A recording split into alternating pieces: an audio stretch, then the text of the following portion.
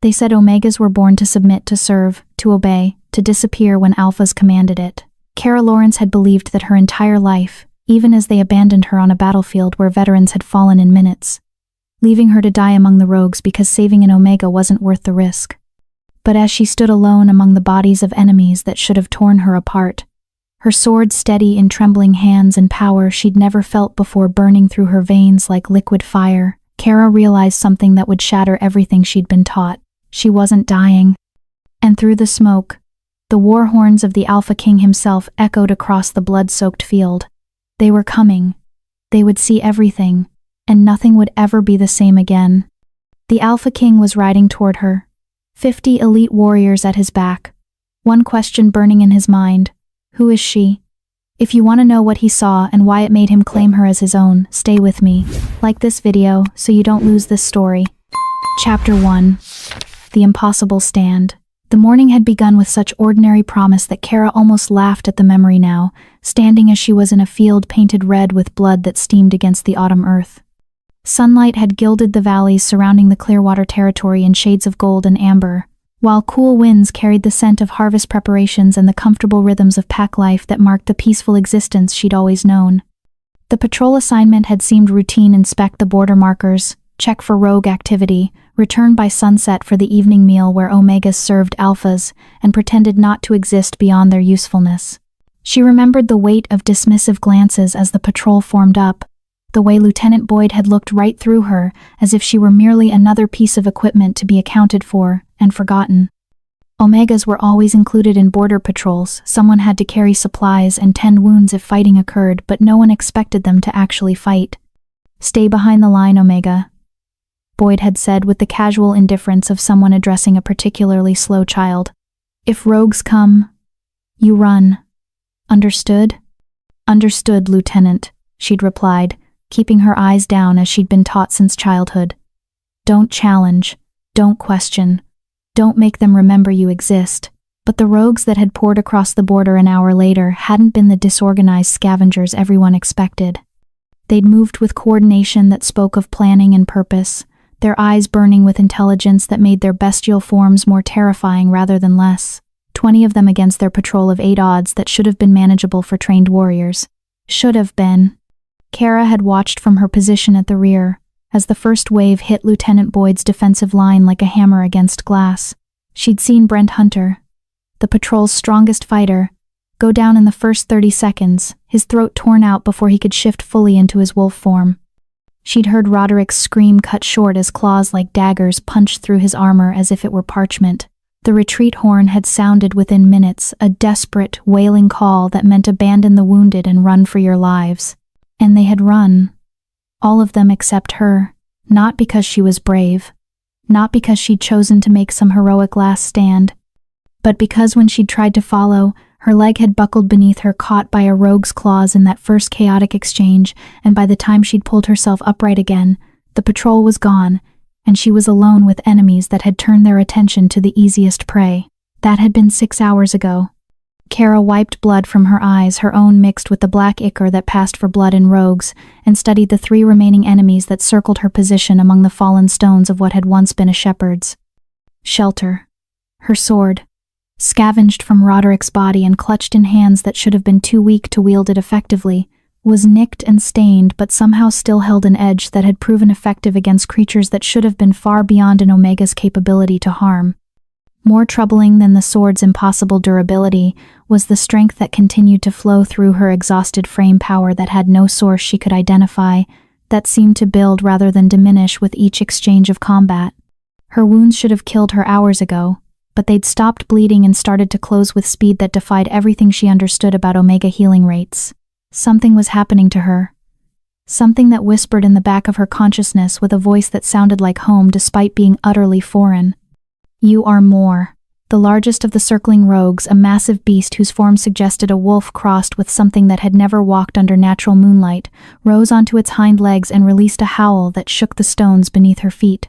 It was a signal to the others, she realized. The patience phase of their hunt was ending. "Come on then," Kara whispered, raising her sword with movements that should have been impossible given the wounds marking her arms and shoulders. "Let's finish this." The first rogue came from her left in a blur of dark fur and snapping jaws. She met it with a technique she'd never been taught. A spinning strike that seemed to flow from instincts buried deeper than conscious memory. Her blade traced an arc through the air that felt right in a way that nothing in her careful, constrained life ever had, and the rogue's head separated from its shoulders cleanly. The second attacked before the first had finished falling, coming from her blind side with claws extended to disembowel. But somehow she knew it was coming, sensed its approach through awareness that extended beyond normal perception. She dropped into a crouch that let the beast pass overhead, her blade opening its belly from chest to pelvis. The third rogue hesitated, intelligence flickering in its burning eyes as it reassessed prey that had just killed 2 packmates in as many seconds. Kara could see its muscles bunching for a retreat.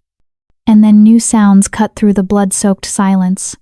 War horns in the distance, the thunder of hooves moving at supernatural speed, and beneath it all, a presence that seemed to resonate in her bones with recognition she couldn't explain. The rogue heard it too. Its hesitation shifted to something approaching fear, ears flattening against its skull as it backed toward better cover. Through the smoke came riders whose mounts moved with the fluid grace of predators rather than prey animals. But it was the banner they carried that made Kara's breath catch the silver moon and crossed claws of House Blackmane, the royal house of the Northern Territories whose alpha king had never lost a battle and whose wolf was rumored to be more nightmare than natural creature. King Elias Collins rode at the head of his war host with presence that seemed to bend reality around his passage. Even at this distance, Kara could feel the weight of his attention as his golden eyes swept the battlefield and locked onto her position with intensity that felt almost physical. Behind him came 50 warriors whose reputation preceded them across every territory in the continent. The king's elite guard didn't fight according to normal pack tactics, they moved with coordination that transcended typical pack bonds. Operating as extensions of their king's will, with precision that made them virtually undefeatable in open combat, the surviving rogue, recognizing that its tactical situation had deteriorated beyond recovery, turned to flee toward the tree line. Stand fast.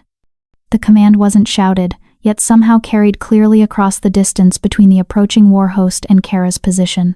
King Elias's voice held layers she couldn't identify, power that bypassed her ears entirely and resonated directly in her chest. The rogue froze mid-step as if struck by lightning, its muscles locked in place by compulsion it couldn't resist. And then the king's attention focused entirely on her. Those golden eyes studying her with concentration that made her want to simultaneously bare her throat in submission and bare her teeth in challenge impulses that contradicted everything she'd been taught about Omega responses to alpha dominance. "Continue," he said. And though his voice remained conversational, the command was unmistakable. He wanted to watch her finish this, wanted to see what she truly was. The weight of supernatural attention pressed against Kara's consciousness like a physical force as she turned back to the rogue that had been frozen by royal command. Its eyes rolled with panic, foam flecking its muzzle as it struggled against compulsion that held it as effectively as chains. She should have felt pity, should have felt horror at what she was about to do to a helpless enemy. Instead, she felt only the strange power that had been growing within her throughout this impossible battle surge to new heights, responding to the presence of the watching king with intensity that left her gasping. Her sword began to emit a faint silver glow that matched the color of the moon on his banner. Kara moved without conscious thought, her body flowing through forms she'd never learned but somehow knew, and the rogue died so quickly it had no time to register the strike that separated its head from its shoulders. Silence fell across the battlefield, broken only by her ragged breathing and the soft clink of armor, as 50 elite warriors shifted in their saddles, their attention fixed on the Omega who should not exist yet refused to fall. King Elias dismounted with fluid grace that spoke of centuries of practice, his boots making no sound as he approached her position. Behind him, his warriors remained mounted but watchful, hands resting on weapons with the readiness of soldiers who trusted their king but prepared for all possibilities. "You're injured, Omega," the king said when he reached speaking distance, his tone carrying something that might have been concern beneath the authority. "Yet you stand. Interesting." Kara straightened despite exhaustion that threatened to drop her where she stood, meeting his golden eyes with defiance she didn't understand but couldn't suppress. "I'm functional, Your Majesty," His lips quirked in something that wasn't quite a smile. Functional. Yes, I suppose that's one word for what you are. He gestured to the bodies surrounding her position. 11 rogues, all killed by wounds that spoke of skill far beyond Omega capabilities. Would you care to explain how a wolf who should be at the bottom of pack hierarchy just destroyed enemies that scattered trained warriors? You don't know, Your Majesty. The admission tasted like failure, but lying to an Alpha King seemed inadvisable even if she'd been capable of crafting convincing deception through her exhaustion. The power just came when I needed it. The power just came, he repeated slowly, his attention shifting to her sword. And that weapon, where did you acquire it? From Roderick Boyd. He fell in the first attack. She held the blade up, noting for the first time the way silver light still flickered along its edge. It shouldn't work for me. Only pack warriors can wield blessed steel effectively. Indeed. King Elias reached out slowly, giving her time to pull back if she chose, and touched the blade with one finger. The silver glow flared brighter at the contact, and Kara felt something like recognition pass between the weapon and the king. This blade was forged for alpha warriors, keyed to pack hierarchy and bloodline authority. It should be inert in Omega hands. But it's not, Kara whispered, studying the impossible weapon with new understanding. Why isn't it? The king's golden eyes met hers with intensity that made her wolf, normally so quiet and submissive in her consciousness, suddenly press forward with interest she'd never felt before. That, King Elias said softly, is precisely what I intend to discover. Chapter 2. The Alpha King's Question. The king's war host established a defensive perimeter around the battlefield with efficiency that spoke of extensive practice in transforming chaos into order. Warriors dismounted and began systematic assessment of the dead, separating rogue bodies from fallen patrol members with respectful efficiency that suggested they understood the weight of lives lost. Kara watched them work while struggling to process the impossibility of her situation.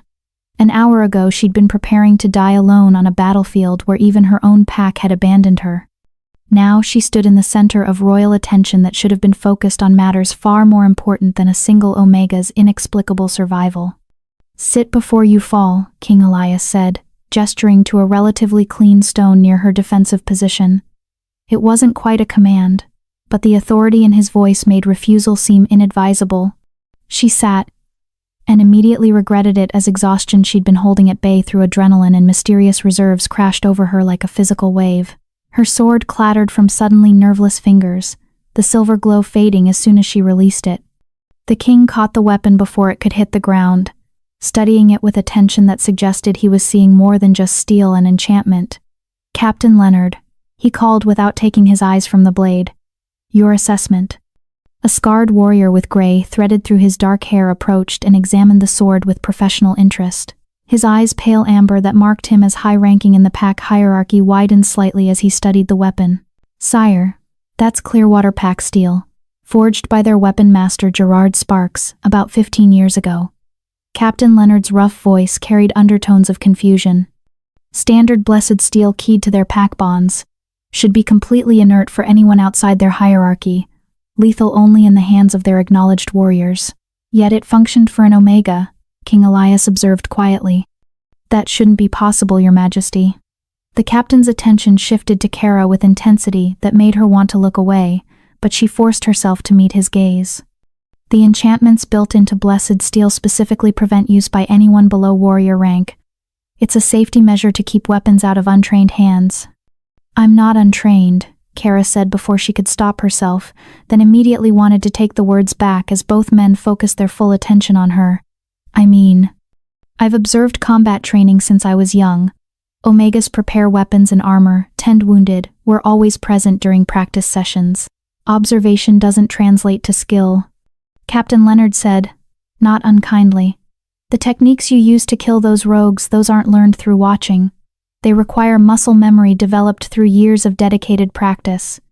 I've never held a sword before today, Kara admitted, the confession feeling like failure despite being simple truth. When I picked up Roderick's blade, the movements just came to me, like remembering something I'd always known but forgotten.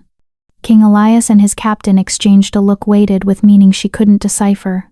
The king crouched beside her, bringing his face level with hers.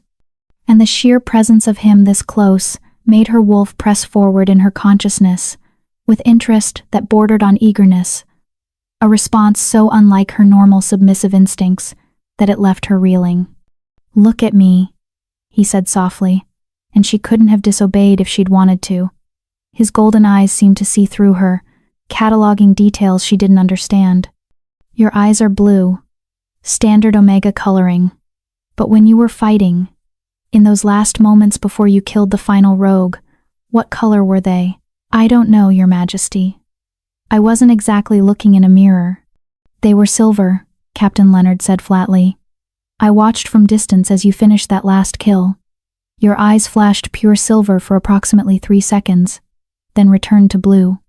The revelation sent ice through Kara's exhausted frame. Silver eyes meant alpha bloodline, the mark of wolves born to lead, whose dominance was written into their genetics.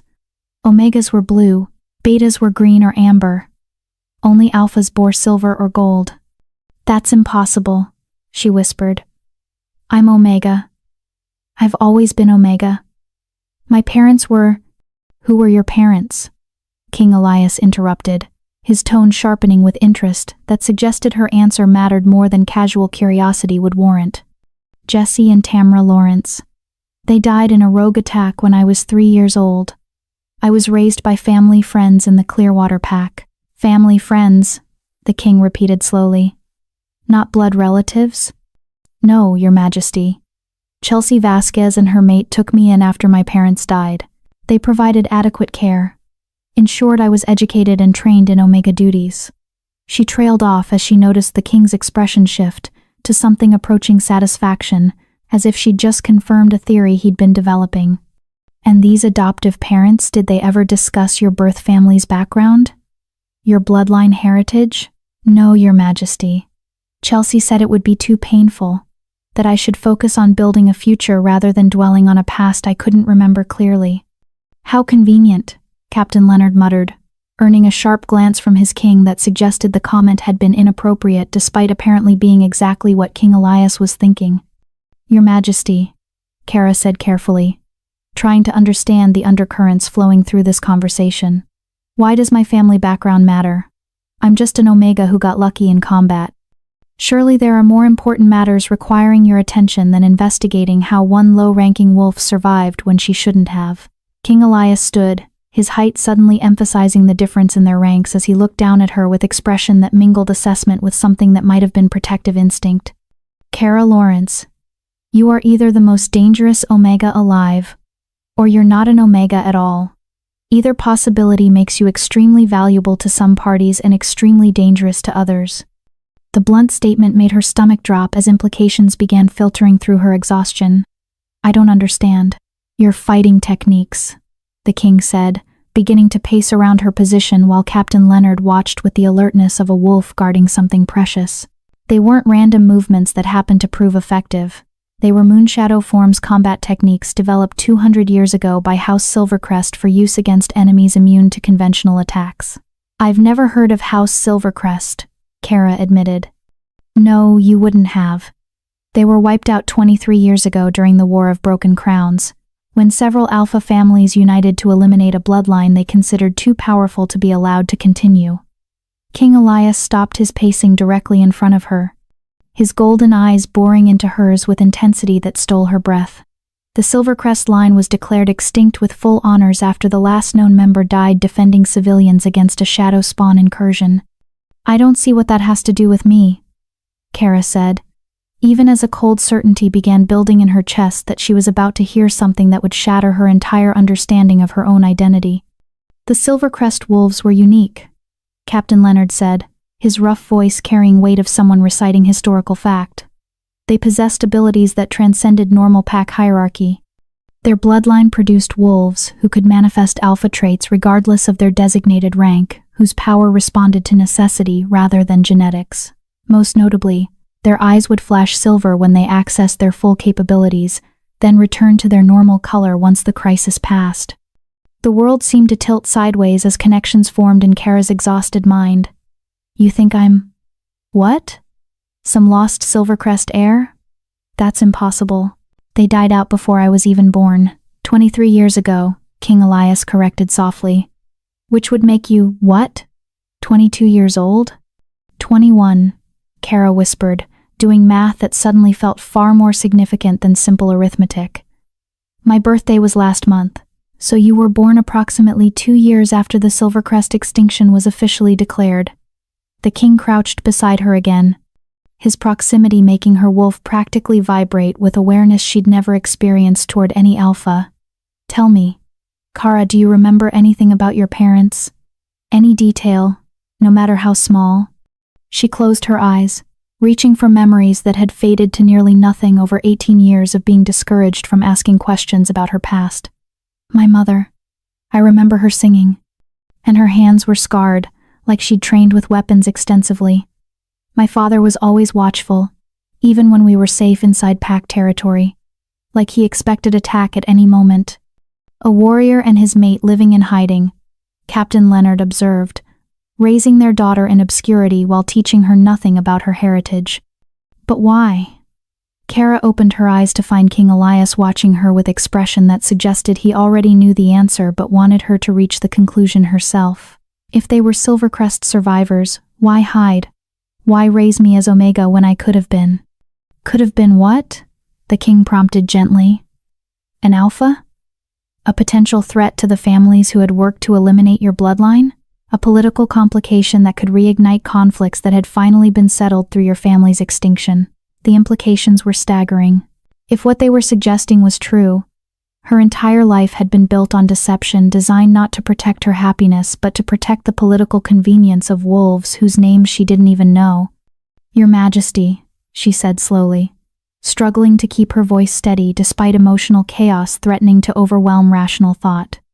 If what you're suggesting is accurate, then I've been living a lie designed to benefit people who murdered my family. The people who raised me. Were they part of the conspiracy? Unknown, King Elias admitted. They may have been willing participants in concealing your heritage, or they may have been honest friends of your parents who honored a dying request to keep you safe by ensuring no one discovered what you were. His expression softened slightly. Either way, they're beyond questioning now. Chelsea Vasquez died 3 months ago in a hunting accident. Her mate followed 2 weeks later from grief-related complications. The timing made Kara's blood run cold. How convenient. She echoed Captain Leonard's earlier observation. They died just before I start manifesting abilities that would have required explanation. Indeed. The king stood again, offering her his hand. Which brings us to your current situation. You cannot return to Clearwater Pack as if nothing has changed. Your abilities will be noted and reported, word will spread, and if powerful families discover that the Silvercrest line survived, your life expectancy will be measured in days rather than years. Kara stared at his outstretched hand, understanding that accepting it meant accepting that her old life was over regardless of what investigation might reveal about her true heritage. And your alternative, Your Majesty? You accept my protection while we investigate the truth about your bloodline. I can offer you safety, resources to uncover what was hidden, and time to develop abilities you've only begun to access. His golden eyes held hers with intensity that made her wolf whimper with longing she didn't understand. In exchange, you provide intelligence about shadow spawn tactics and any knowledge that surfaces as your memories return. You're offering to protect me from people who apparently killed my entire family to eliminate a political threat. Kara studied his face, searching for deception and finding only certainty that somehow made the impossible offer feel genuine. Why? What do you gain from sheltering someone who could potentially challenge your own authority if the Silvercrest were really as powerful as you claim? A slow smile crossed King Elias's face, the first real expression of emotion she'd seen from him beyond professional assessment. An excellent question. One that suggests you have more political instinct than most wolves raised in power. He crouched beside her again, bringing them eye to eye. The truth? My wolf recognized something in you the moment I saw you standing alone on this battlefield. Something that transcends pack politics and territorial disputes. What? Kara whispered, though her wolf was already pressing forward with certainty that made her want to simultaneously laugh and cry. We'll discuss that once you're recovered enough to properly process what it means. King Elias stood, his hand still extended, For now, do you accept my protection, Kara Lawrence? Or do you wish to take your chances with whatever political forces might mobilize against you once word spreads of an Omega who fights like an Alpha? She looked at his hand, then passed him to where his warriors waited with patience that spoke of absolute loyalty to their king. She thought about returning to Clearwater Pack, where Lieutenant Boyd would demand explanation for how she'd survived when trained warriors had fallen, where questions would be asked that she had no safe answers for. And she thought about the power that had flowed through her during combat, the certainty that had felt more real than anything in her carefully constrained life, the sense that she was finally becoming what she'd always been meant to be. Kara took the Alpha King's hand and felt power resonate between them like recognition of something that had been waiting to manifest since the moment their eyes first met across a blood-soaked battlefield. "I accept your protection, Your Majesty," she said clearly. "And whatever truth we discover about who I really am." King Elias pulled her to her feet with gentle strength that belied the power she could sense coiled beneath his controlled exterior. "Welcome to my pack, Kara. At least temporarily." His smile turned slightly wicked. "Though something tells me temporary won't accurately describe what's beginning here." Before she could ask what he meant, horn calls echoed across the battlefield, urgent signals that meant new developments requiring immediate attention. Captain Leonard appeared at the king's side, his expression grim. "Sire, scouts report. Clearwater Pack leadership approaching with approximately 30 warriors. They're demanding return of their Omega and answers regarding royal interference in their internal pack matters." King Elias's hand tightened briefly on Kara's before releasing. "How interesting. They abandoned her to die, but now that she's survived and gained royal attention, suddenly she's valuable enough to demand back." He turned to face the approaching Clearwater contingent, with expression that had gone from protective to dangerous.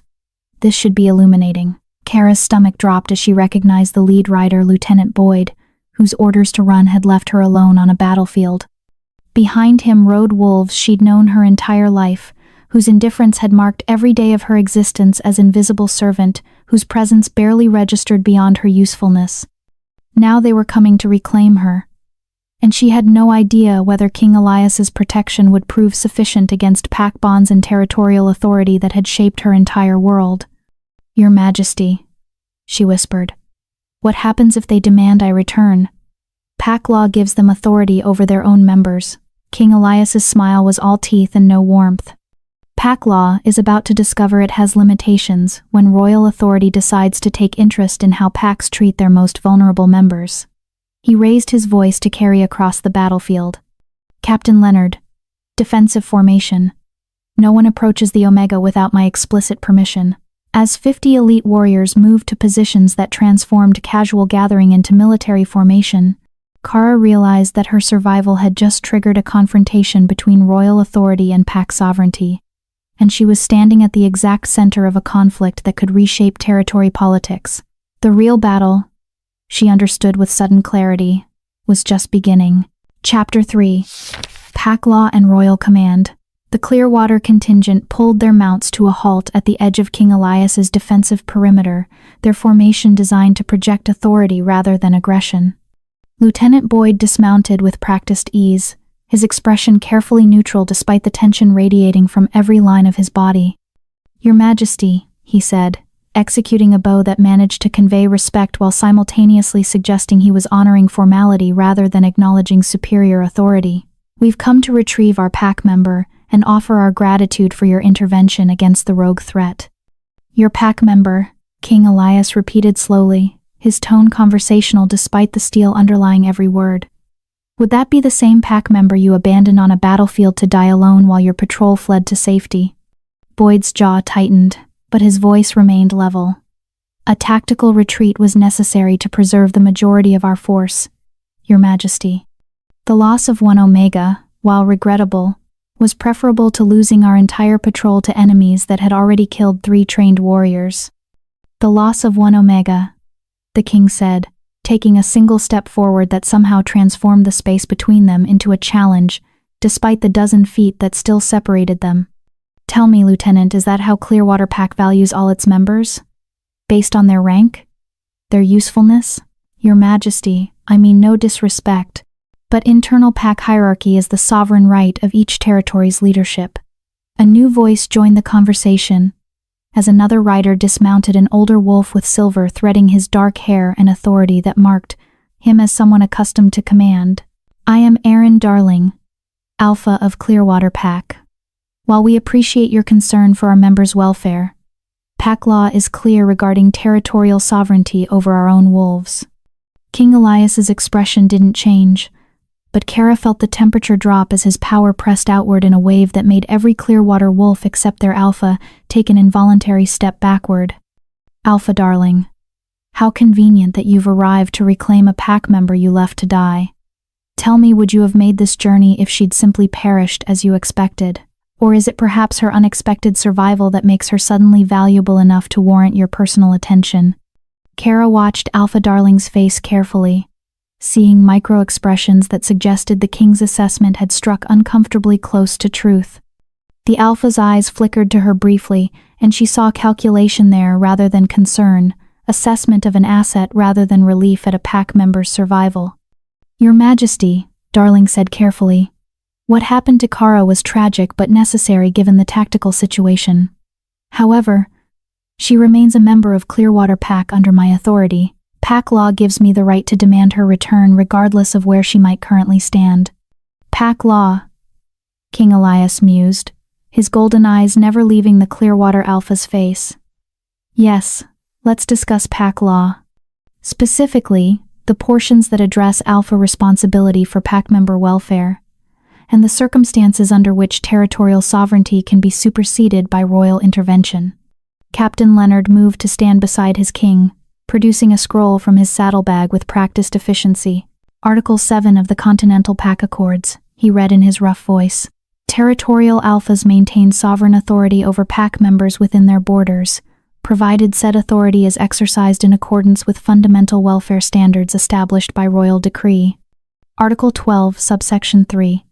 Royal authority may intervene in pack governance when evidence suggests systematic abuse, abandonment, or deliberate endangerment of pack members unable to defend their own interests. Alpha Darling's expression darkened.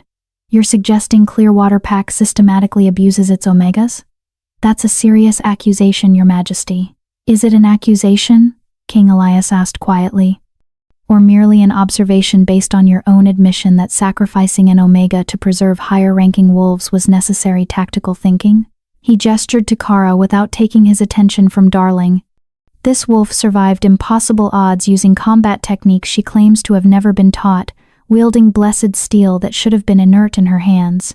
Either she's an omega with unprecedented abilities that you've been systematically suppressing, or she's not an omega at all, and you've been deliberately misclassifying her rank for reasons I'm very interested in understanding."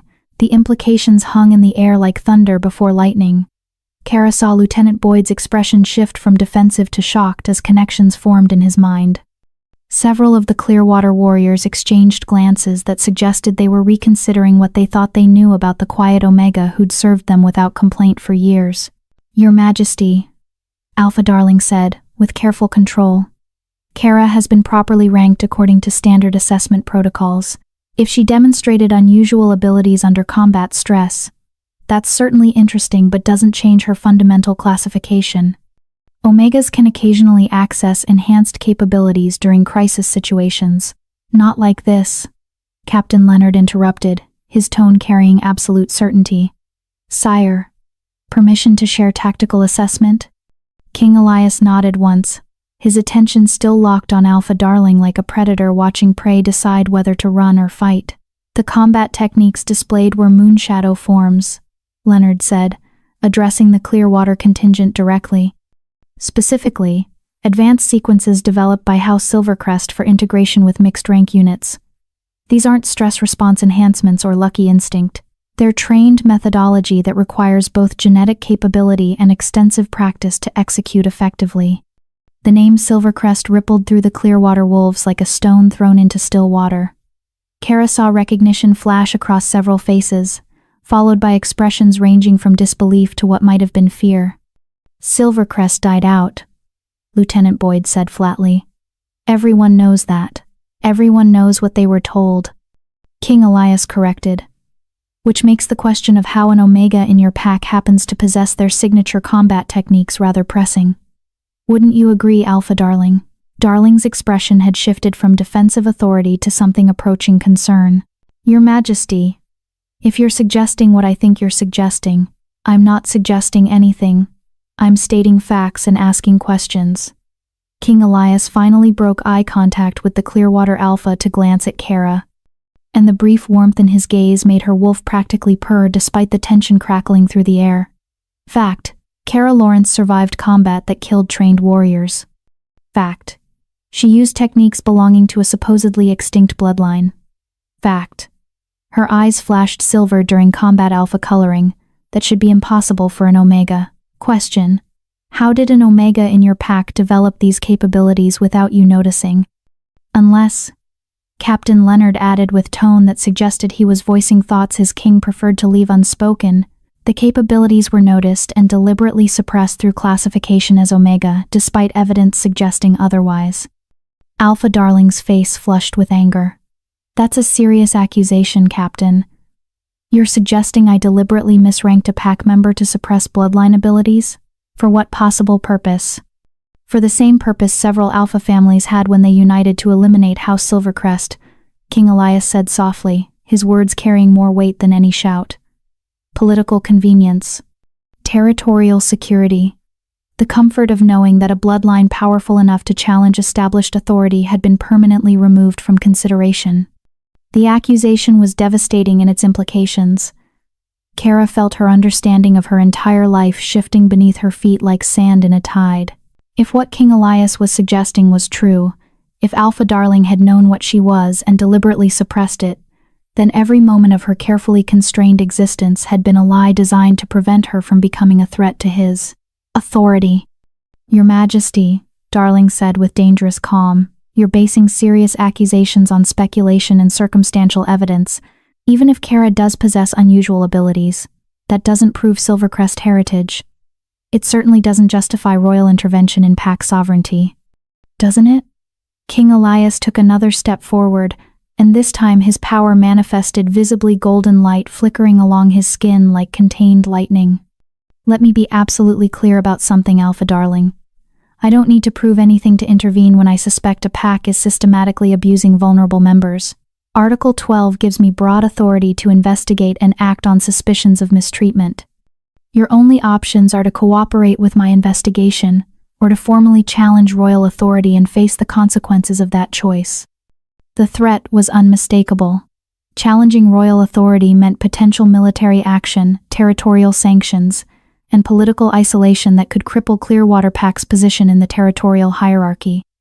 Darling might hold authority within his borders, but King Elias commanded resources that could make those borders meaningless if he chose to exercise his full power. What are you proposing, Your Majesty? Darling asked, his tone suggesting he knew he'd already lost this confrontation but was trying to salvage what advantage he could. Kara remains under my protection while we investigate her heritage and capabilities. If investigation reveals she was properly classified and simply developed stress responsibilities, she'll be returned to your authority with royal apologies for the inconvenience. King Elias's smile held no warmth. However, if we discover evidence of deliberate suppression or misclassification, Clearwater Pack will face formal inquiry regarding how many other wolves might have been similarly abused. It was a masterful political maneuver, Kara realized. King Elias had transformed her individual situation into a question about systemic pack governance, making her case a test of whether his royal authority would tolerate abuses hidden behind territorial sovereignty. Darling couldn't refuse without appearing to have something to hide, but accepting meant allowing royal investigation into pack internal matters. How long would this investigation require? Darling asked stiffly. As long as necessary to determine truth. King Elias glanced at Kara again, and she saw something in his expression that made her wolf practically vibrate with awareness. Though I suspect we'll have preliminary answers within days rather than weeks.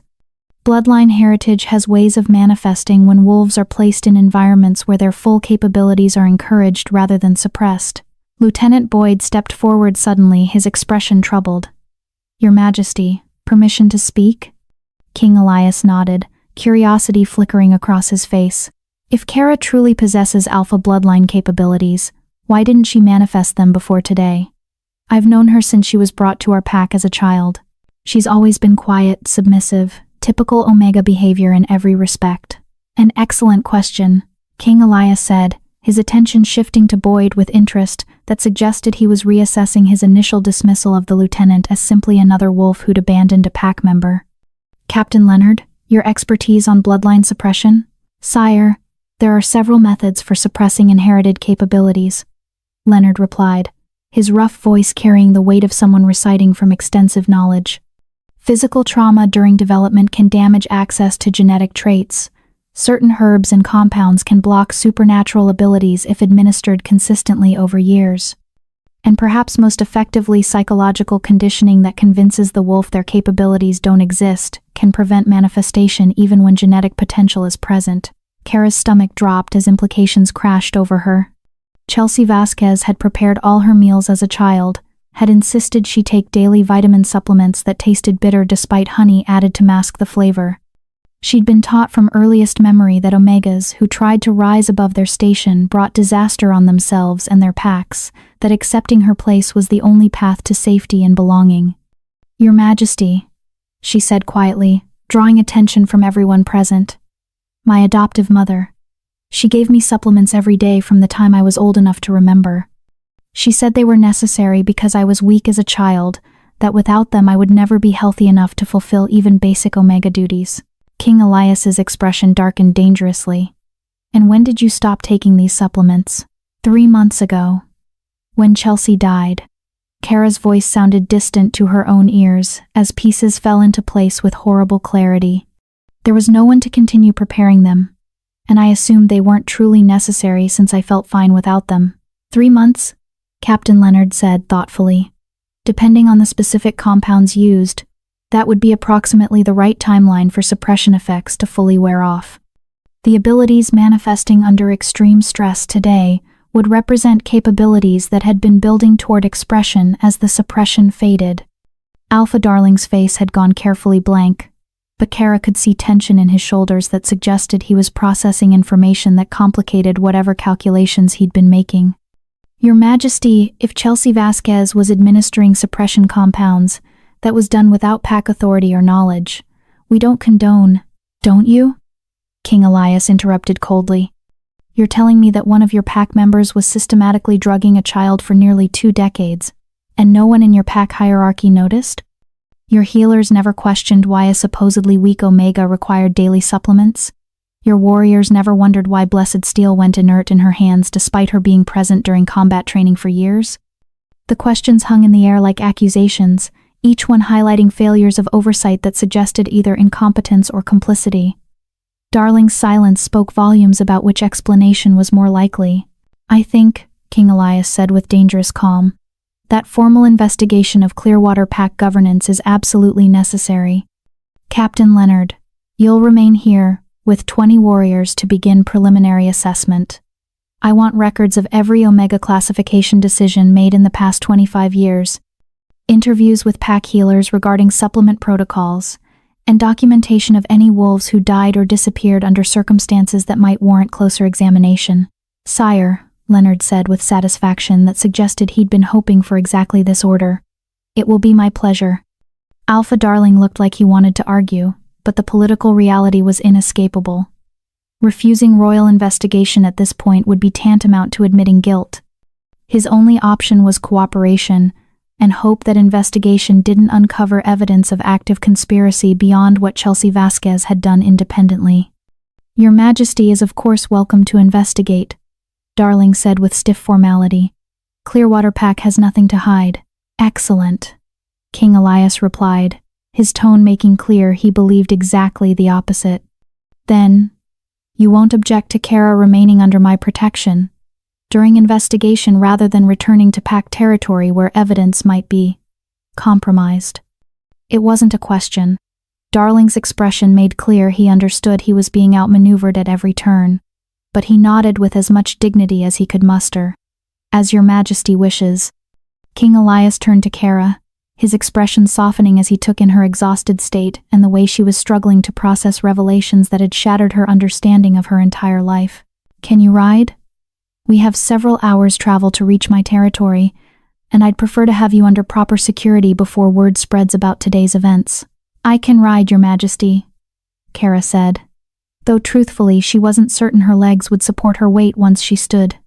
The adrenaline that had carried her through combat and political confrontation was fading rapidly, leaving behind exhaustion so complete it felt like physical weight pressing down on her shoulders. King Elias must have seen something in her expression, because he moved to her side and offered his arm with gesture that was support rather than dominance. "Lean on me. You've earned the right to admit weakness after the day you've had." The casual kindness in his voice nearly undid her composure entirely. Kara accepted his support, feeling power and warmth radiating from him as he guided her toward a horse that one of his warriors had prepared. But as they walked, she caught Alpha Darling watching her with expression that sent chills down her spine. Assessment mixed with something that might have been calculation, or might have been concern about problems she represented that he'd thought permanently solved. "Your Majesty," she murmured quietly enough that only he could hear. "He's afraid of me." "Why is he afraid?" King Elias helped her mount with gentle efficiency before responding in equally quiet tones. "Because if you truly are Silvercrest, your very existence invalidates territorial settlements that have been considered stable for 20 years. Noble families who divided Silvercrest lands among themselves would face legitimate challenges to their authority. And more than that." He paused, his golden eyes meeting hers with intensity that stole her breath. "Silvercrest wolves weren't just powerful, they were prophesied to produce a wolf who could unite all territories under single authority, and High Alpha who would transcend pack politics entirely." "You think I might be this prophesied wolf?" Kara asked, the idea so absurd she would have laughed if not for the complete seriousness in his expression. "I think," King Elias said carefully, "that we're going to discover exactly what you are, and I suspect the answer will change everything." He mounted his own horse with fluid grace, and the war host formed up around them with Kara positioned at the center of royal protection that should have felt smothering but instead felt like safety she'd never known existed. As they began the journey toward King Elias's territory, Kara looked back once to see Alpha Darling still watching her departure, and she understood with sudden clarity that whatever investigation uncovered about her past, her old life in Clearwater Pack was over forever. The question was what would replace it and whether she would survive long enough to discover the answer. Chapter 4. The Royal Territory. The journey to King Elias's territory revealed capabilities Kara hadn't known she possessed. The horse provided for her was clearly bred for royal service, its supernatural endurance and intelligence requiring communication methods that transcended normal horsemanship. Yet somehow she found herself coordinating with the creature as if they'd trained together for years, understanding its responses through awareness that bypassed conscious thought. More unsettling was her ability to match the pace maintained by riders, whose supernatural nature allowed them to cover distances that would have killed normal mounts. The war host moved with coordination that spoke of pack mentality extending beyond individual wolves to encompass their entire formation. Each rider positioned to support collective movement that prioritized speed over comfort.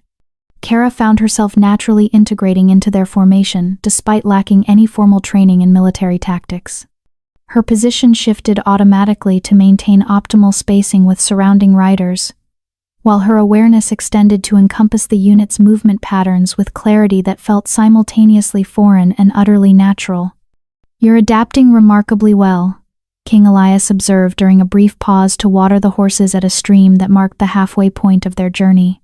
His golden eyes studied her with interest that made her wolf press forward eagerly, despite exhaustion that should have left her barely conscious. Most wolves require weeks of training to coordinate effectively with royal guard formations. "It feels familiar," Kara admitted, uncertain whether such confession represented weakness or simply honesty he deserved after offering protection. "Like remembering something I learned long ago but forgot." "Genetic memory," said a new voice. A female warrior with amber eyes and scars marking her face as someone who'd survived serious combat approached with water skin that she offered to Kara. "I'm Bridget Russo, one of His Majesty's personal guard. What you're experiencing suggests bloodline heritage that includes instinctive knowledge passed through generations." Kara accepted the water gratefully, studying the warrior who'd introduced herself with courtesy unusual between ranks as disparate as Royal Guard and Omega. "Is that common? Genetic memory?" In wolves with strong bloodlines, yes. Bridget settled beside her with easy camaraderie that suggested she didn't care about rank distinctions.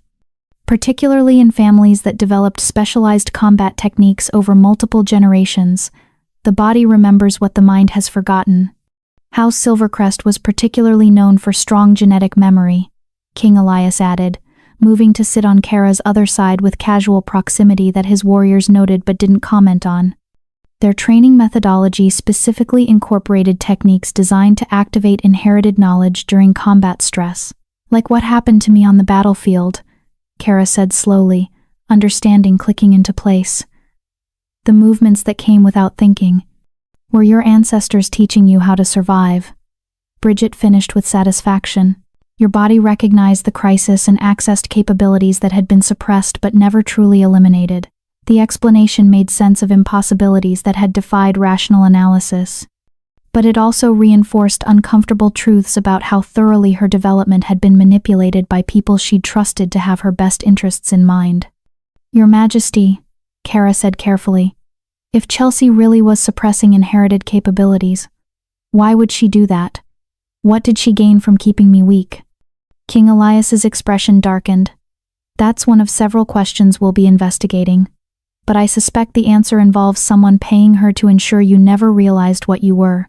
Who would benefit from that? Anyone who profited from your family's extinction, Bridget said bluntly, earning a sharp look from her king that she met with expression suggesting she was simply stating obvious truth.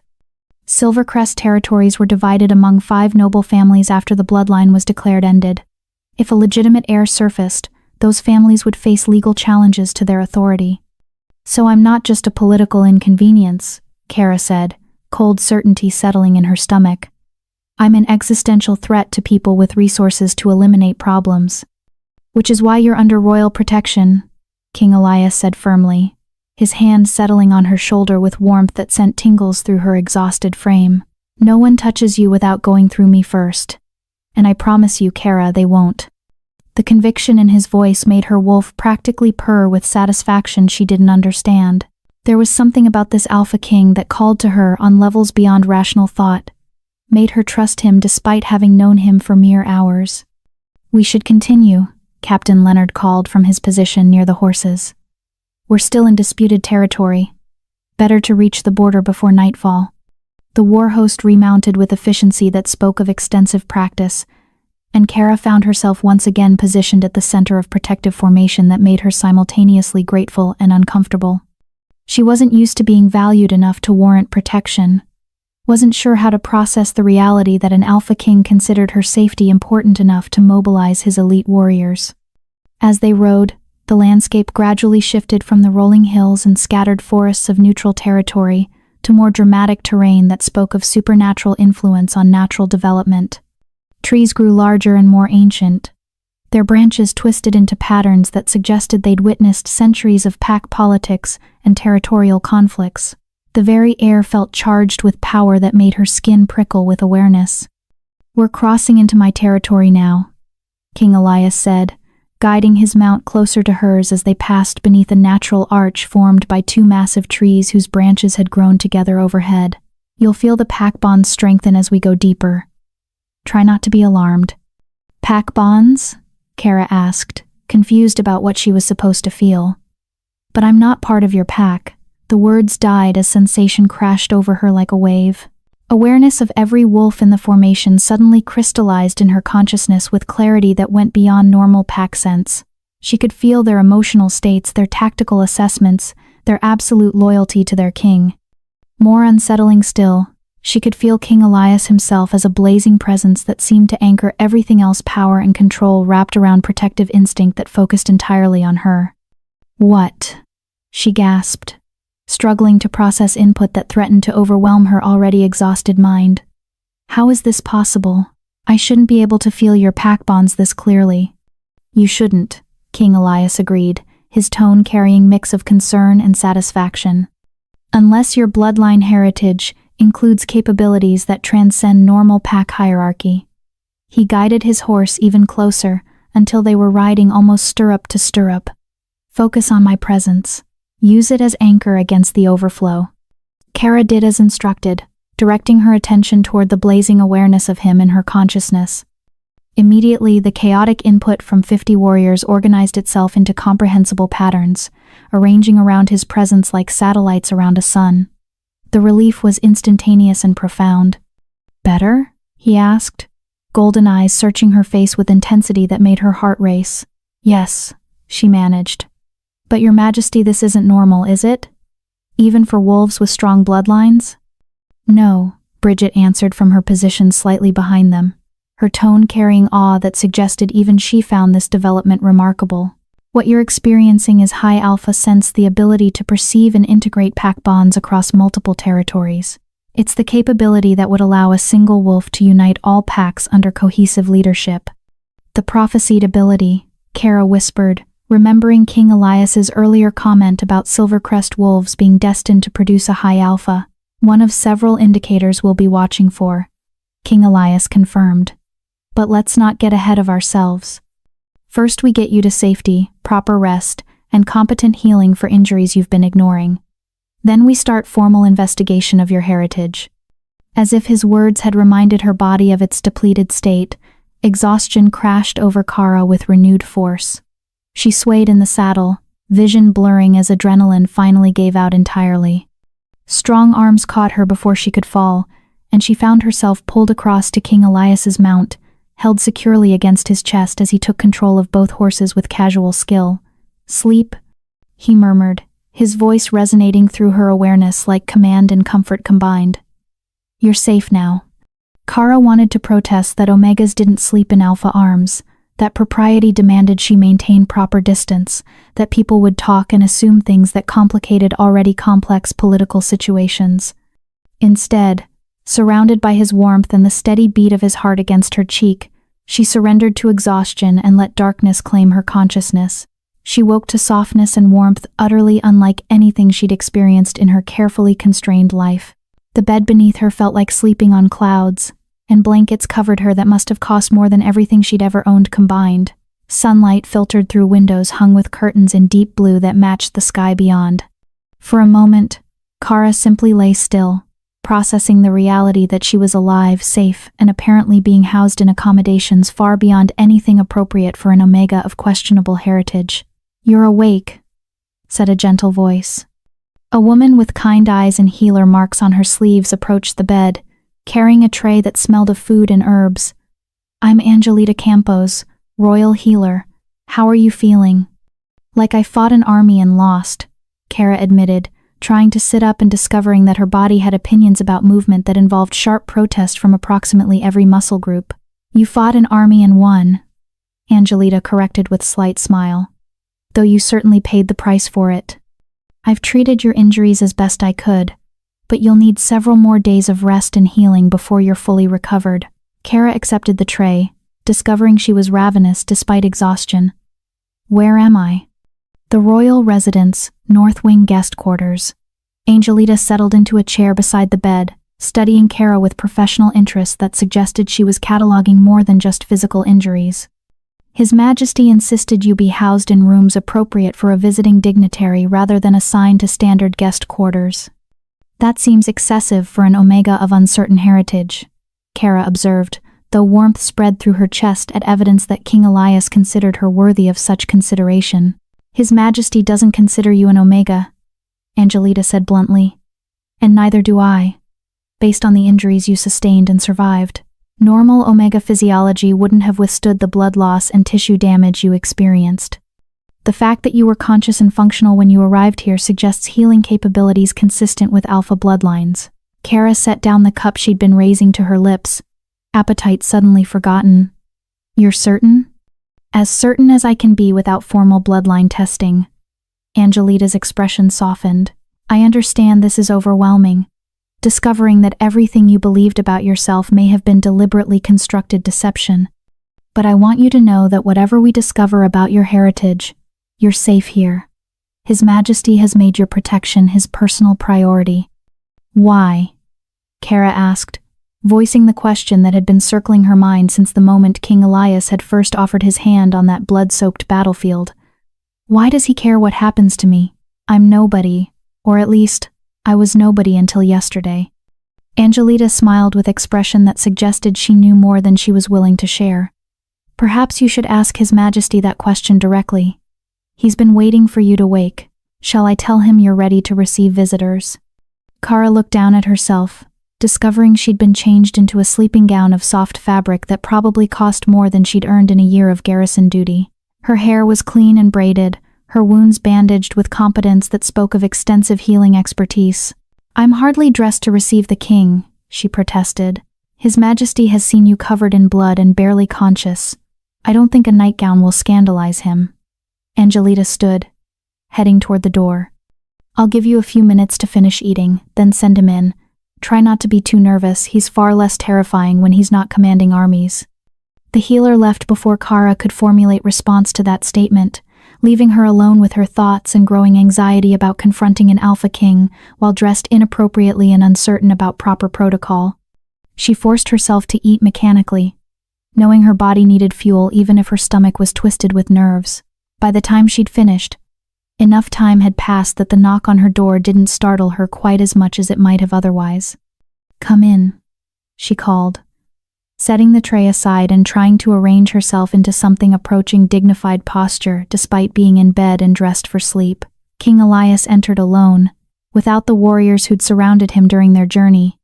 He'd changed from travel clothes into more casual attire that somehow made him seem more rather than less imposing power that didn't need formal trappings to be obvious in every line of his body. Kara, he said, his voice warm with relief as he approached the bed.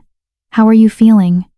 Like I've been thoroughly lectured by competent healers about ignoring serious injuries, she replied, aiming for lightness and mostly succeeding. Angelita seems quite firm in her opinions about proper recovery protocols. His smile transformed his face from imposing authority to someone approachable and genuine. She's the best healer in the Northern Territories. If she says you need rest, I trust her judgment completely. He settled into the chair Angelita had vacated, his attention focused entirely on her in a way that made her wolf practically vibrate with pleasure. I wanted to check on you personally and discuss what happens next. What does happen next? Kara asked, grateful for direct approach that bypassed awkward small talk. Your healer says I'm not actually Omega, you believe I might be Silvercrest heir, and apparently my continued existence threatens political stability. That's a significant amount of upheaval from yesterday morning when my biggest concern was carrying supplies for a border patrol. An accurate summary. King Elias agreed, leaning forward with elbows on his knees in posture that suggested he was settling in for serious conversation. Here's what I propose. First, we conduct formal bloodline testing to determine your actual heritage. That will take approximately 3 days and requires cooperation from specialized healers who can assess genetic markers with precision. And if testing confirms I'm Silvercrest, then we face complicated political situation that will require careful navigation. But you won't face it alone. His golden eyes held hers with intensity that made her breath catch. Regardless of what testing reveals, you remain under my protection. That's not negotiable. Your Majesty, Elias, he interrupted gently. When we're private, you can call me Elias. The formality is unnecessary between us. The casual permission to use his given name felt more intimate than it probably should. Elias, Kara said carefully, testing how it felt on her tongue. Why are you doing this? Protecting me comes with significant political complications. You said yourself that powerful families benefited from my bloodline's extinction. Making yourself my shield means making yourself their target. Yes, he agreed simply, with a smile that suggested the danger didn't concern him remotely. It does. That doesn't answer my question. Doesn't it? Elias stood, moving to sit on the edge of her bed, with proximity that should have been inappropriate, but instead felt natural. Kara, from the moment I saw you standing alone on that battlefield, my wolf recognized something in you. Something that goes beyond political calculations or territorial concerns. Her heart was racing now, pulse pounding as implications of his words crashed over her awareness. What are you saying? I'm saying, Elias replied softly, reaching out to take her hand in his with gentle strength that made her wolf practically sing with joy. That politics aside, heritage investigation aside, everything else aside, you're mine to protect. And I'm not going to apologize for that or try to make it more complicated than it needs to be. Kara stared at their joined hands, processing revelation that changed everything. You're talking about mate bonds. I'm talking about what my wolf has been screaming at me since the moment we met. His thumb traced patterns on her palm that sent tingles up her arm. Whether you feel it too, or whether you need time to process everything else first, I can wait. But I won't lie about what you are to me. She should have been overwhelmed. Should have demanded space to process emotional revelation on top of identity crisis. Should have reminded him that she was still technically Omega until testing proved otherwise, and mate bonds between Omegas and Alpha Kings were unheard of. Instead, Kara squeezed his hand and let herself acknowledge what her wolf had been trying to tell her since first meeting his golden gaze across blood-soaked battlefield. I feel it too. The smile that transformed Elias's face was brilliant enough to rival the sun. But before he could respond, urgent knocking interrupted the moment. "Sire." Captain Leonard's rough voice carried through the door. "We have a situation. The Council of Alphas has called emergency session. They're demanding your presence immediately." Elias's expression darkened, but he didn't release Kara's hand. "And the stated reason? They say a credible threat to territorial stability has emerged, requiring immediate address." Leonard paused. "Sire, they know about her. And they're calling for her execution before she can claim Silvercrest rights." The warmth that had filled the room moments before evaporated as political reality crashed back over them. Kara saw protective fury flash across Elias's face before he controlled it with visible effort. "Tell them I'll attend their session," he said, his voice carrying absolute authority despite obvious anger. "And tell them that anyone who threatens what's mine will discover exactly why my family has held royal authority for 300 years. He turned back to Kara, golden eyes blazing with promise and possession. "Stay here. Don't leave these rooms until I return. I'll handle the council." "They're going to demand you give me up," Kara said, understanding dawning with horrible clarity. "Choosing me means choosing conflict with every major alpha family." "Yes," Elias agreed, leaning forward to press his forehead against hers in gesture of intimacy that stole her breath. "It does. And I choose you anyway." Then he was gone, leaving Kara alone with the knowledge that the mate bond she'd just acknowledged might cost him everything he'd built, and that powerful wolves were already gathering to eliminate the threat she represented before she could claim her heritage. The battle for her survival was just beginning, and this time the enemies wouldn't be rogues on a battlefield, but political forces that had successfully destroyed her entire family once before. Chapter 5. The Council's Demand. The hours after Elias left felt like years.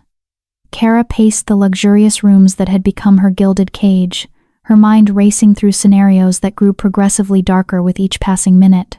Through the windows, she could see the royal compound stretching below elegant buildings, arranged around courtyards, where warriors trained and servants went about their duties with efficiency that spoke of centuries-old tradition. She was somewhere in the heart of that carefully ordered world, a chaos element that threatened to upend political stability that had held for 2 decades.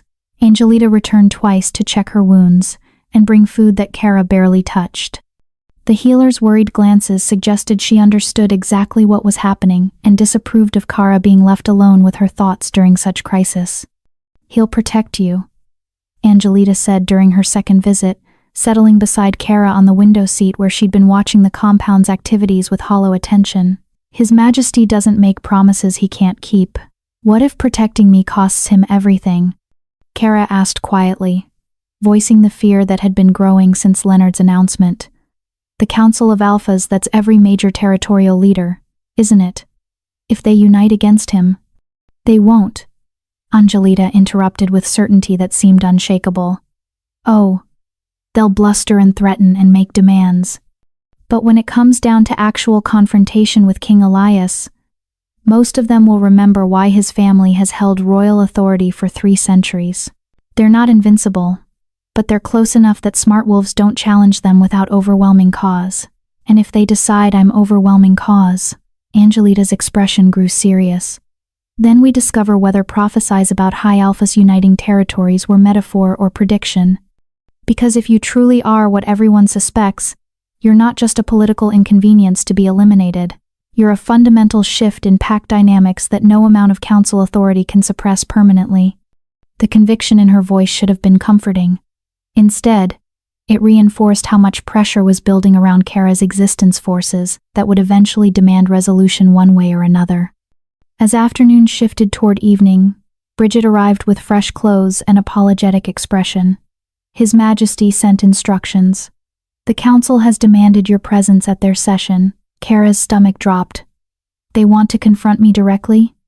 They want to assess whether you represent genuine threat or simply confused Omega who got lucky during combat crisis. Bridget's tone made clear what she thought of that characterization. His Majesty tried to refuse, but council law gives them right to examine potential claimants to extinct bloodlines before making territorial decisions. In other words, they want to intimidate me into denying my heritage before it's even been confirmed, Kara said, understanding the political calculation behind the demand. Exactly. Bridget held up the clothes' formal attire in deep blue that marked them as appropriate for someone of uncertain but potentially significant status. But His Majesty has a plan. Trust him. An hour later, Kara found herself being escorted through corridors that grew progressively more imposing as they approached the council chambers. Warriors lined the halls at regular intervals, not threatening, but their presence made clear that this was territory where power concentrated and decisions were made that affected thousands. Captain Leonard met them outside massive doors carved with symbols representing every major pack in the Northern Territories.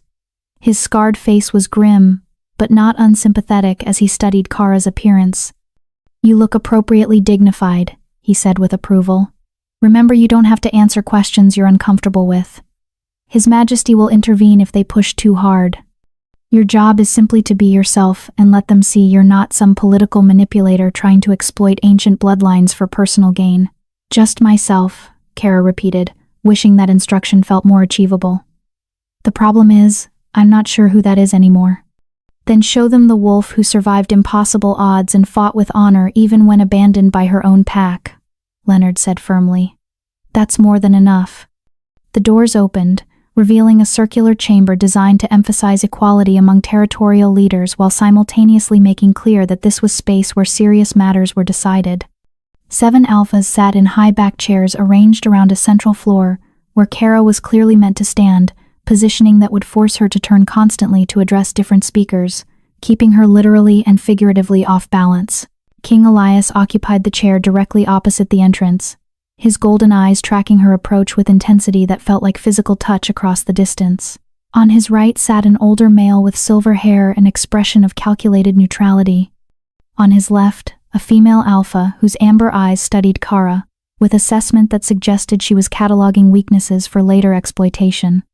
The other 4 alphas ranged from middle-aged to ancient, their combined authority pressing against Kara's consciousness like weight that made breathing difficult.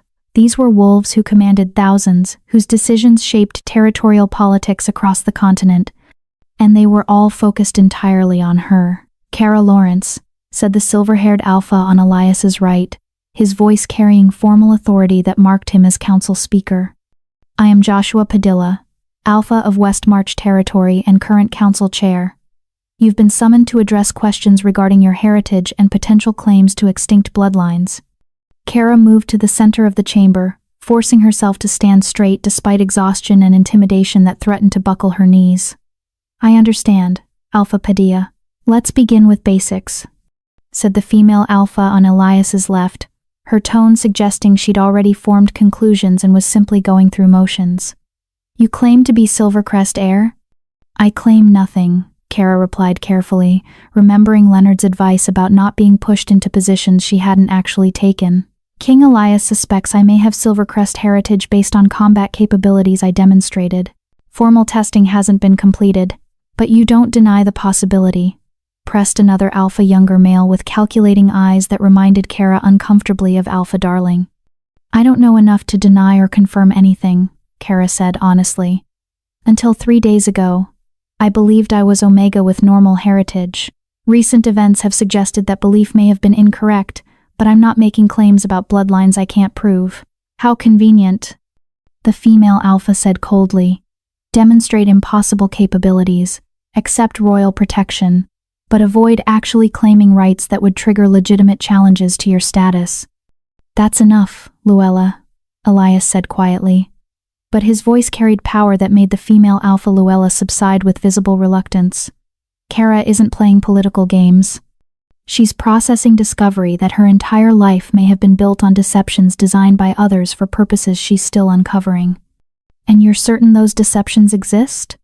Joshua asked, his attention shifting to Elias with sharpness that suggested he was more interested in the king's motivations than Kara's heritage. You're basing serious accusations against established pacts on supposition and circumstantial evidence. I'm basing investigation on evidence that an Omega demonstrated capabilities inconsistent with her designated rank while wielding weapons that should have been inert in her hands, Elias replied with steel underlying conversational tone. Whether that leads to discovery of Silvercrest heritage or simply reveals systematic abuse of vulnerable pack members, investigation is justified under royal authority to ensure pack governance meets minimum welfare standards. The political maneuvering was dizzying. Kara realized that Elias was deliberately framing investigation in terms that went beyond her individual case, making it about oversight of pack treatment of Omegas generally rather than specifically about bloodline claims that would trigger territorial disputes. "Your Majesty," said an ancient Alpha whose silver-white hair and deeply lined face suggested he'd witnessed centuries of pack politics. "With respect, your personal interest in this particular Omega seems to exceed professional concern for welfare oversight. Would you care to explain why you're investing royal authority so heavily in one wolf of questionable heritage?" The question hung in the air like trap waiting to spring. Admitting mate bond would complicate political situation exponentially, but lying would undermine trust that other Alphas placed in royal authority. Elias met the ancient Alpha's gaze steadily.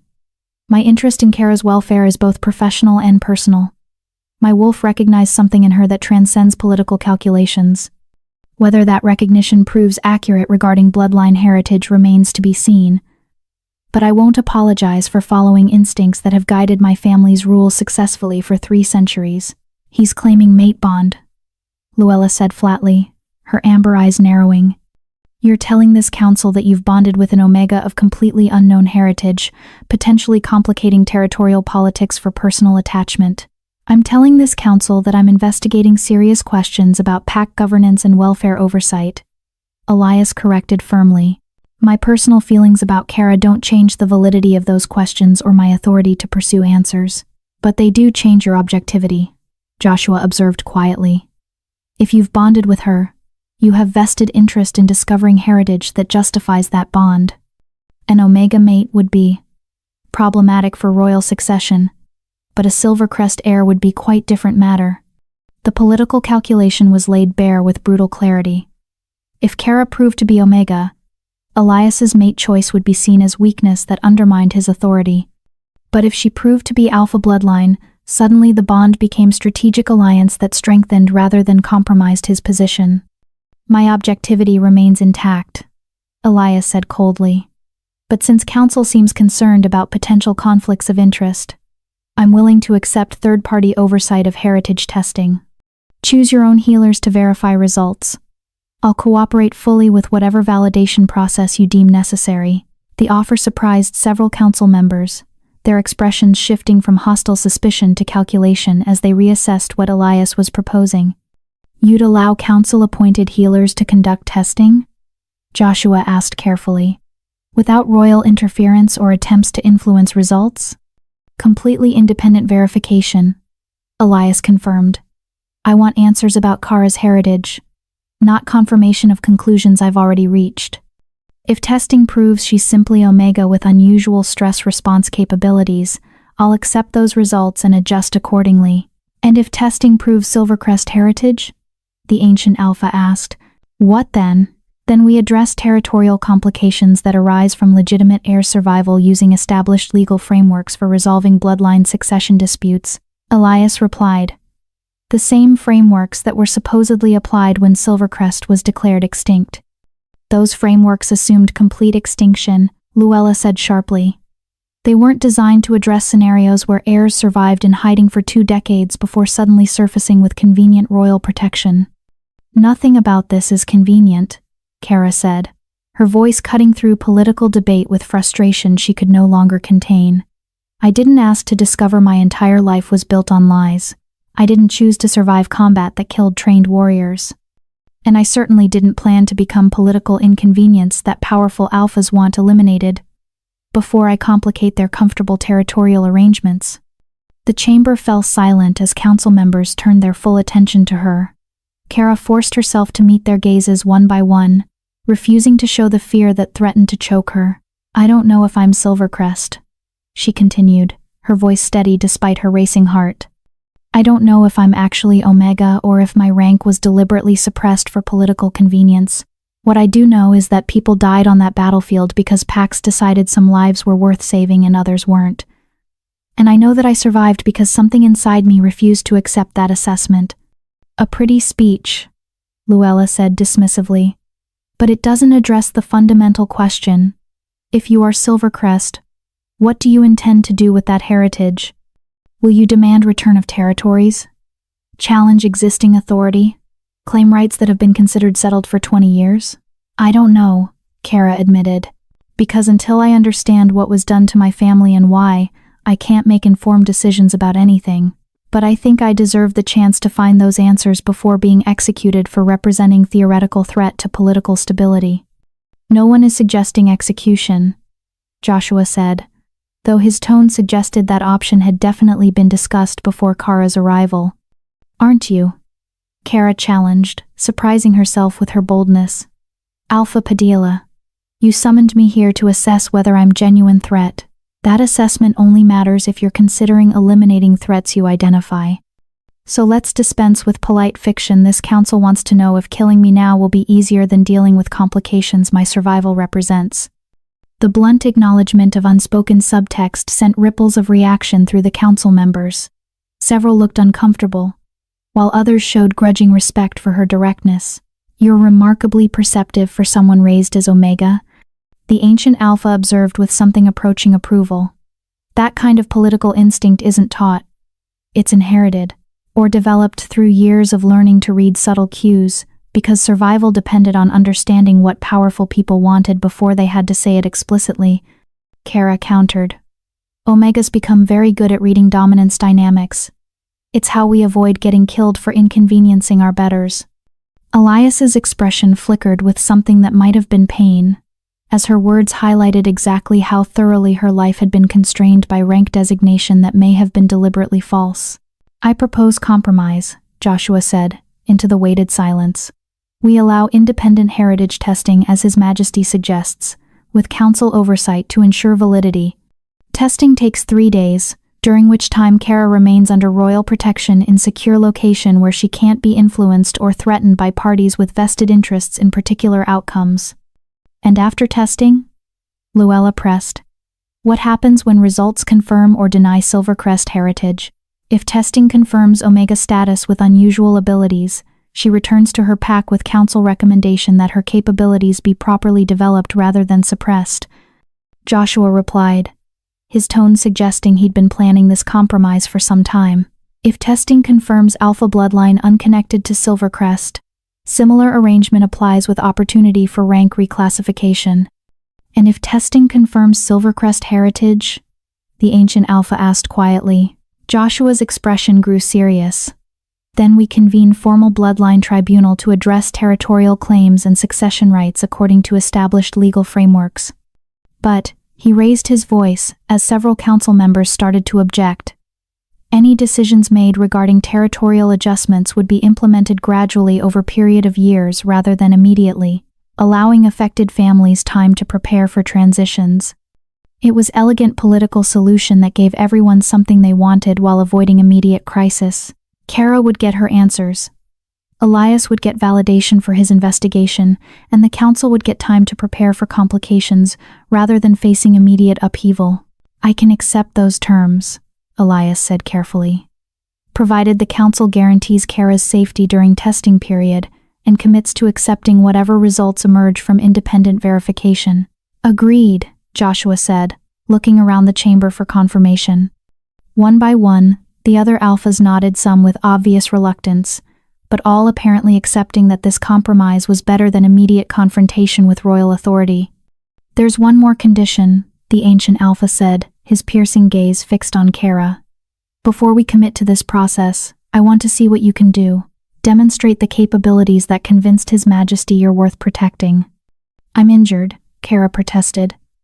"I barely survived the last combat and I'm not fully healed." "Not full combat," the ancient Alpha clarified. "Simple demonstration of awareness and coordination that supposedly indicates bloodline heritage.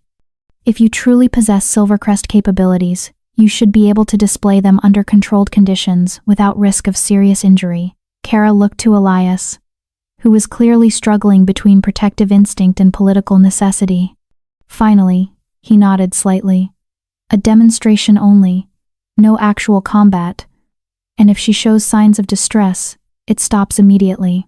"Agreed," Joshua said. "Captain Leonard, would you assist with arranging appropriate demonstration?" Leonard, who'd been standing silent guard near the doors, stepped forward with expression that suggested he'd been expecting this development. "I can provide suitable testing environment, Alpha Padilla." 20 minutes later, Kara found herself in a training courtyard surrounded by council members who'd descended from their chamber to observe her demonstration with predatory interest. Leonard had arranged for 6 warriors to serve as coordination tests. They would move through combat patterns, while Kara tried to anticipate and respond to their movements without any prior practice or briefing on their techniques. "Whenever you're ready," Leonard said, his rough voice carrying encouragement despite the pressure of watching alphas. "Trust your instincts." Kara closed her eyes, reaching for the awareness that had flowed through her on the battlefield. For a long moment, she felt nothing except her own racing heartbeat and the weight of expectations pressing down on her shoulders.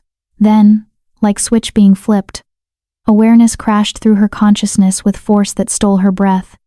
She could feel the 6 warriors as clearly as if they were extensions of her own body, knew where they would move before they committed to actions, understood their tactics and strategies through perception that bypassed normal observation. And beyond them, she could feel Elias's blazing presence that anchored everything else, his attention focused on her with intensity that felt like physical touch. The warriors began their patterns, and Kara moved without conscious thought. She flowed through spaces that wouldn't exist for another second, positioning herself where attacks would miss by inches and where defensive openings would appear before the warriors themselves recognized them. She didn't fight, simply demonstrated awareness that allowed her to exist within combat patterns as if she'd trained with these specific warriors for years. When Leonard called halt after perhaps 30 seconds, Kara stood at the exact center of the 6 warriors, breathing hard but uninjured. Around her, the warriors stared with expressions ranging from shock to awe. "That's not possible," one of them whispered. "We didn't signal or coordinate, she just knew where we'd be." In the watching alphas, Kara saw calculation shifting to certainty. Whatever doubts they'd maintained about her capabilities had just been erased by demonstration that defied explanation through normal pack dynamics. "Well," the ancient Alpha said into the stunned silence, "I believe we have our answer about whether independent testing is worthwhile. That level of awareness doesn't exist in normal Omegas or even normal Alphas." Joshua nodded slowly, his expression grave. 3 days of independent testing, under council oversight, and then we face whatever truth emerges. His gaze shifted to Elias. "Your Majesty, I hope you understand what you may have started here. If she truly is Silvercrest heir, the political complications will reshape territorial governance for decades." "I understand," Elias replied, moving to stand beside Kara with protective presence that made his position clear regardless of political consequences. "And I stand by my choice to investigate rather than ignore what she represents." As the council members dispersed to arrange logistics for independent testing, Kara felt the weight of what had just been set in motion. 3 days to discover whether her entire identity was lie. 3 days before powerful families learned whether she represented existential threat to their authority, and 3 days before she would have to decide what to do with whatever truth emerged from testing that would define the rest of her life. The battle for her heritage was about to begin, and this time, the weapons would be truth and law rather than swords and claws. Chapter 6. Blood and Truth. The testing facility was located in neutral territory, 3 hours' ride from King Elias's compound, an ancient stone structure that had served as diplomatic meeting ground for centuries, its thick walls and warded chambers designed to prevent outside influence or interference during sensitive negotiations. Kara arrived under heavy escort 20 of Elias's warriors, plus an equal number provided by the council to ensure no accusations of tampering could arise. The king himself rode beside her, his presence a constant warmth in her awareness that helped keep anxiety at manageable levels. "The head healer is Diana Avila," Elias said quietly as they approached the facility's gates. "She's served the council for 40 years, and is considered absolutely incorruptible. If anyone can determine truth about your heritage without political bias, it's her." "And if the truth is something neither of us wants to hear?" Kara asked, voicing the fear that had been growing since the council session. "Then we deal with it together." His golden eyes met hers with intensity that made her wolf practically sing. "Whatever the testing reveals, Kara, you're not facing it alone." The facility's interior was surprisingly comfortable despite its fortress-like exterior. Kara was shown to quarters that were modest compared to the royal compound but still far nicer than anything she'd experienced in Clearwater Pack. A sitting room connected to a bedroom and private bathing chamber, with windows that looked out over gardens maintained with obvious care. Dina Avila arrived within the hour, a silver-haired woman with sharp eyes and presence that suggested she'd witnessed enough political machinations to be unimpressed by rank or authority. She studied Kara with professional assessment that felt less invasive than simply thorough. "I understand you've had quite an eventful few days," she said, settling into a chair across from where Kara sat perched nervously on a sofa. "Before we begin formal testing, I want to hear your story in your own words. No political filtering. No concern about what answers might be convenient. Just truth as you understand it." Kara took a breath and began talking. She described her childhood in Clearwater Pack, the daily supplements Chelsea had insisted were necessary, the careful suppression of curiosity about her parents. She explained the battlefield, the impossible survival, the capabilities that had manifested without warning or explanation. Dina listened without interruption, her expression neutral but her eyes tracking details with precision that suggested she was cataloging information for later analysis. "The supplements you described," she said when Kara finished. "Do you remember what they tasted like? Any specific characteristics?" "Bitter, even with honey added to mask it, and they left a metallic aftertaste that lingered for hours." Kara frowned, trying to recall details she'd never questioned as a child. "Sometimes they made me drowsy, especially if Chelsea increased the dosage." "Increased dosage under what circumstances?" "When I was restless or questioned things too much. When I showed interest in combat training or asked about my parents." The pattern was obvious now in retrospect, though it had seemed like normal parental concern at the time. "She said I needed extra supplements during difficult phases to keep me healthy." Deanna's expression grew grim. "What you're describing is consistent with long-term administration of wolfsbane derivative compounds designed to suppress supernatural capabilities.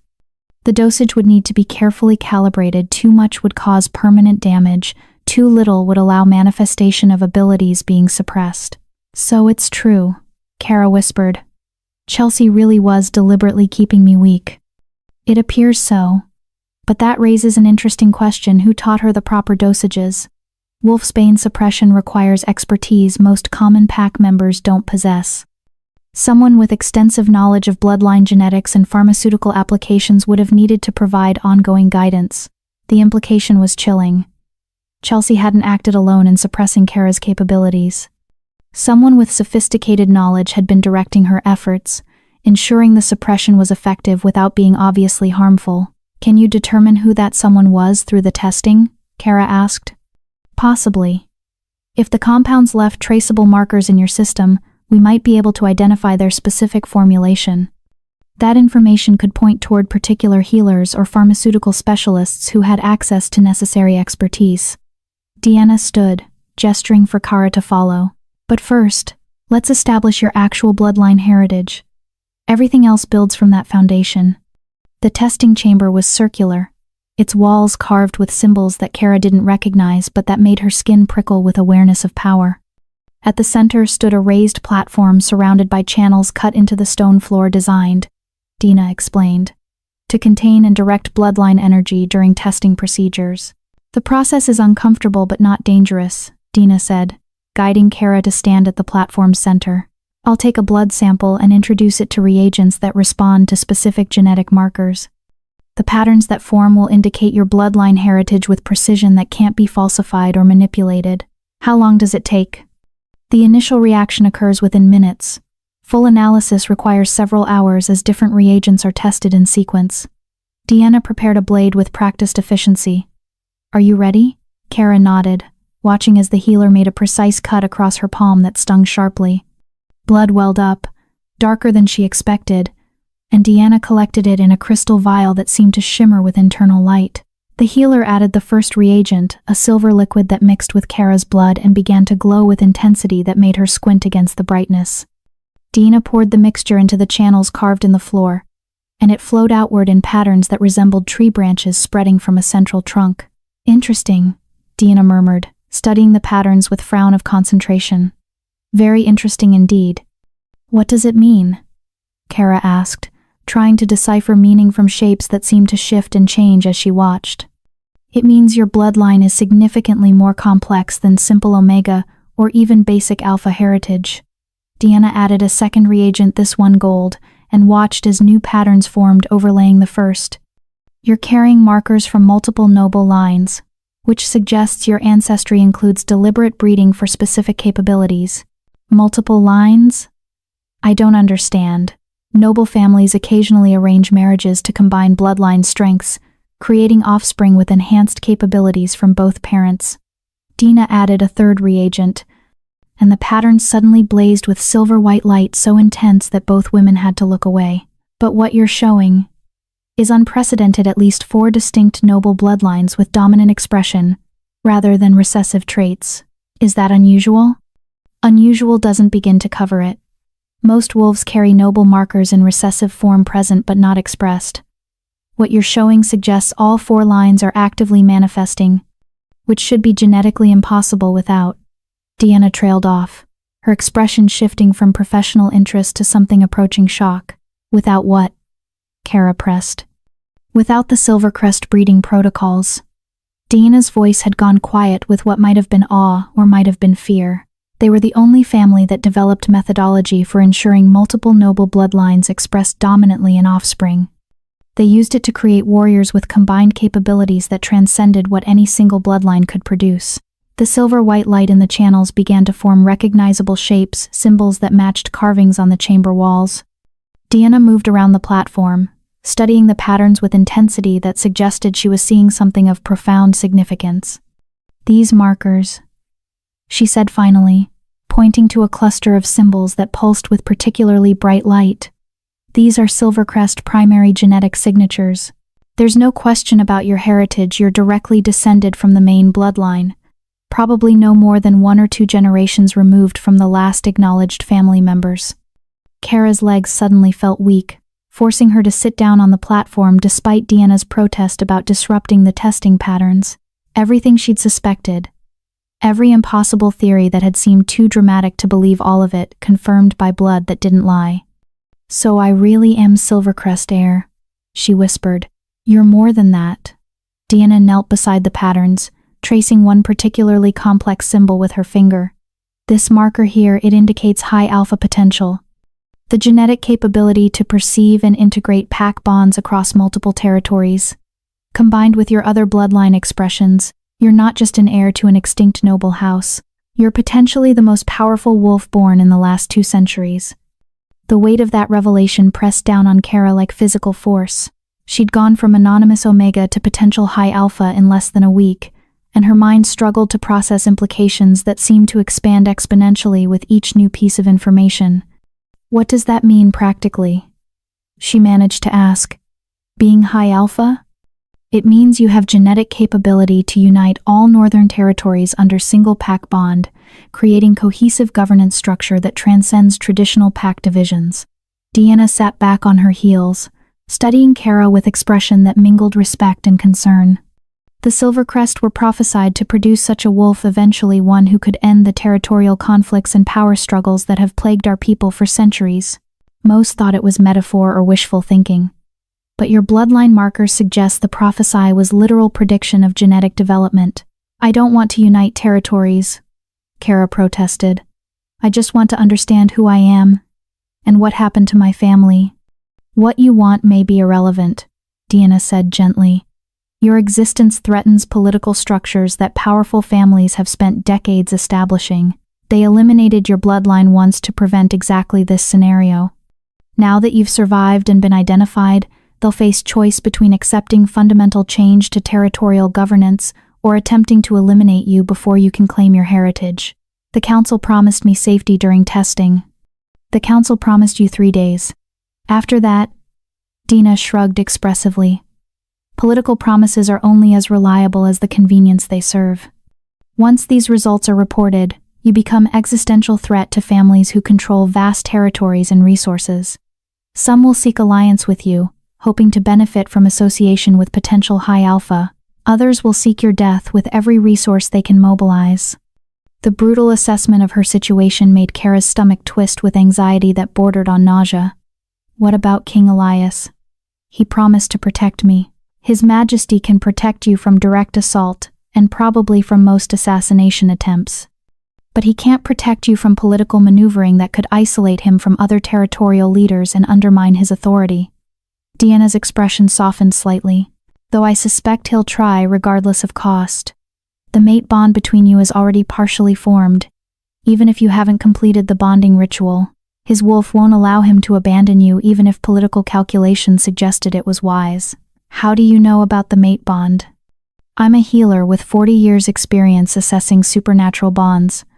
I can see the resonance between you two even when you're in separate buildings. Deanna smiled slightly.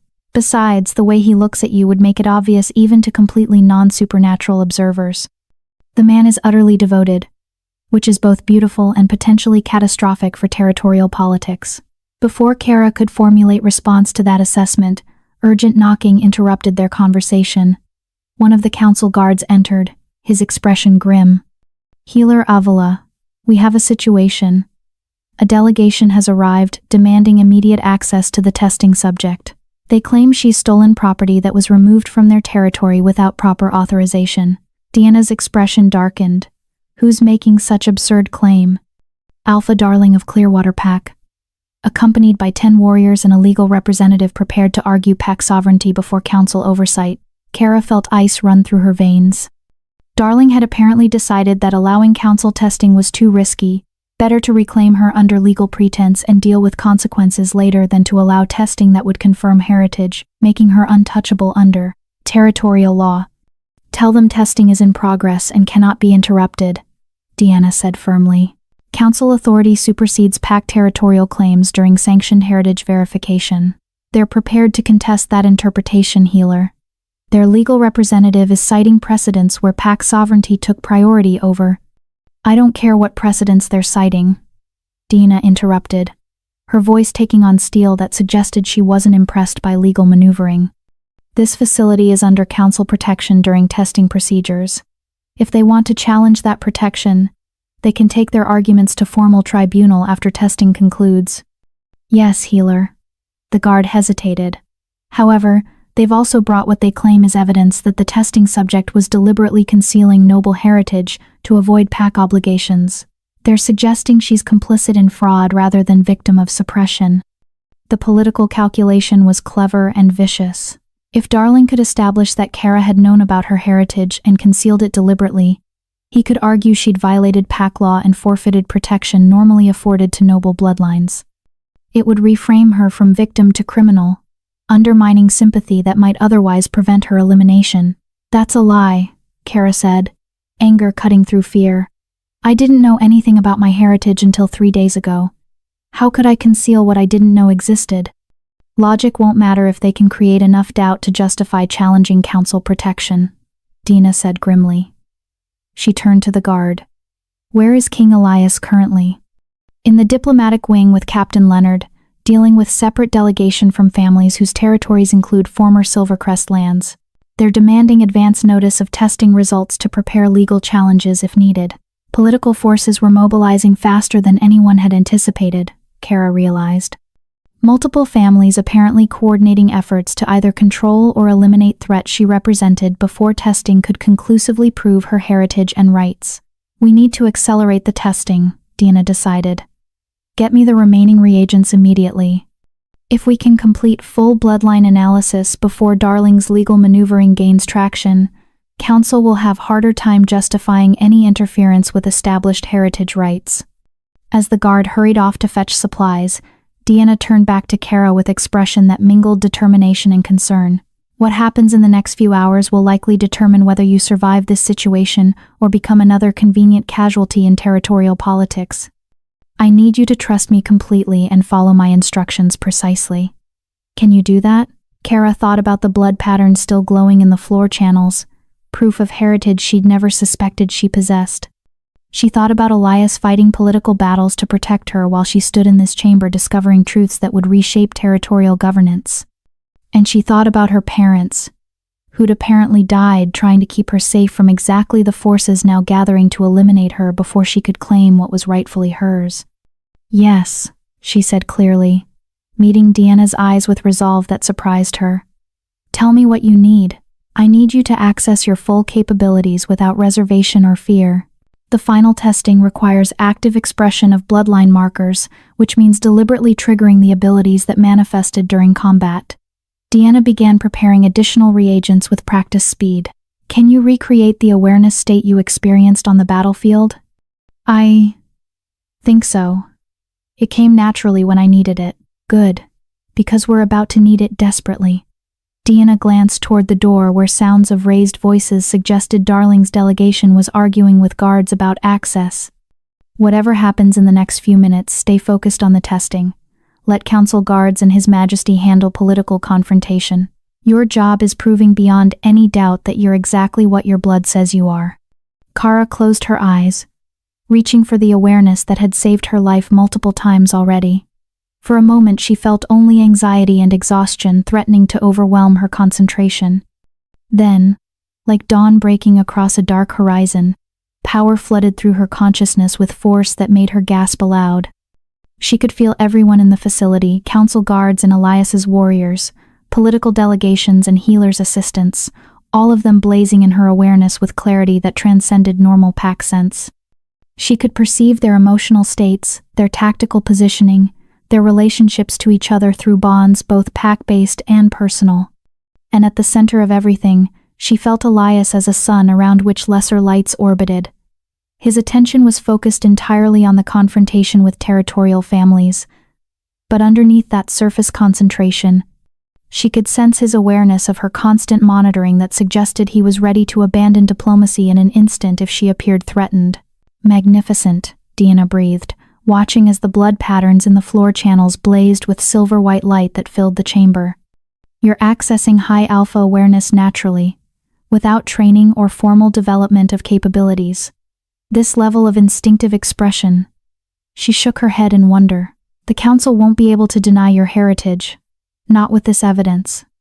But even as power flowed through Kara with intensity that felt both exhilarating and terrifying, she sensed new complication emerging through her enhanced awareness.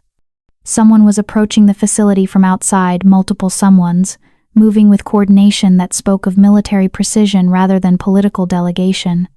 Dina, she said urgently, her eyes snapping open. We have incoming force, approximately 30 wolves, moving to surround the facility perimeter. They're not council guards or any delegation I can sense already here. The healer's expression shifted from wonder to alarm. Where? North and east approaches, coordinating to establish complete perimeter within minutes. Kara's awareness tracked their movements with precision that would have seemed impossible days ago.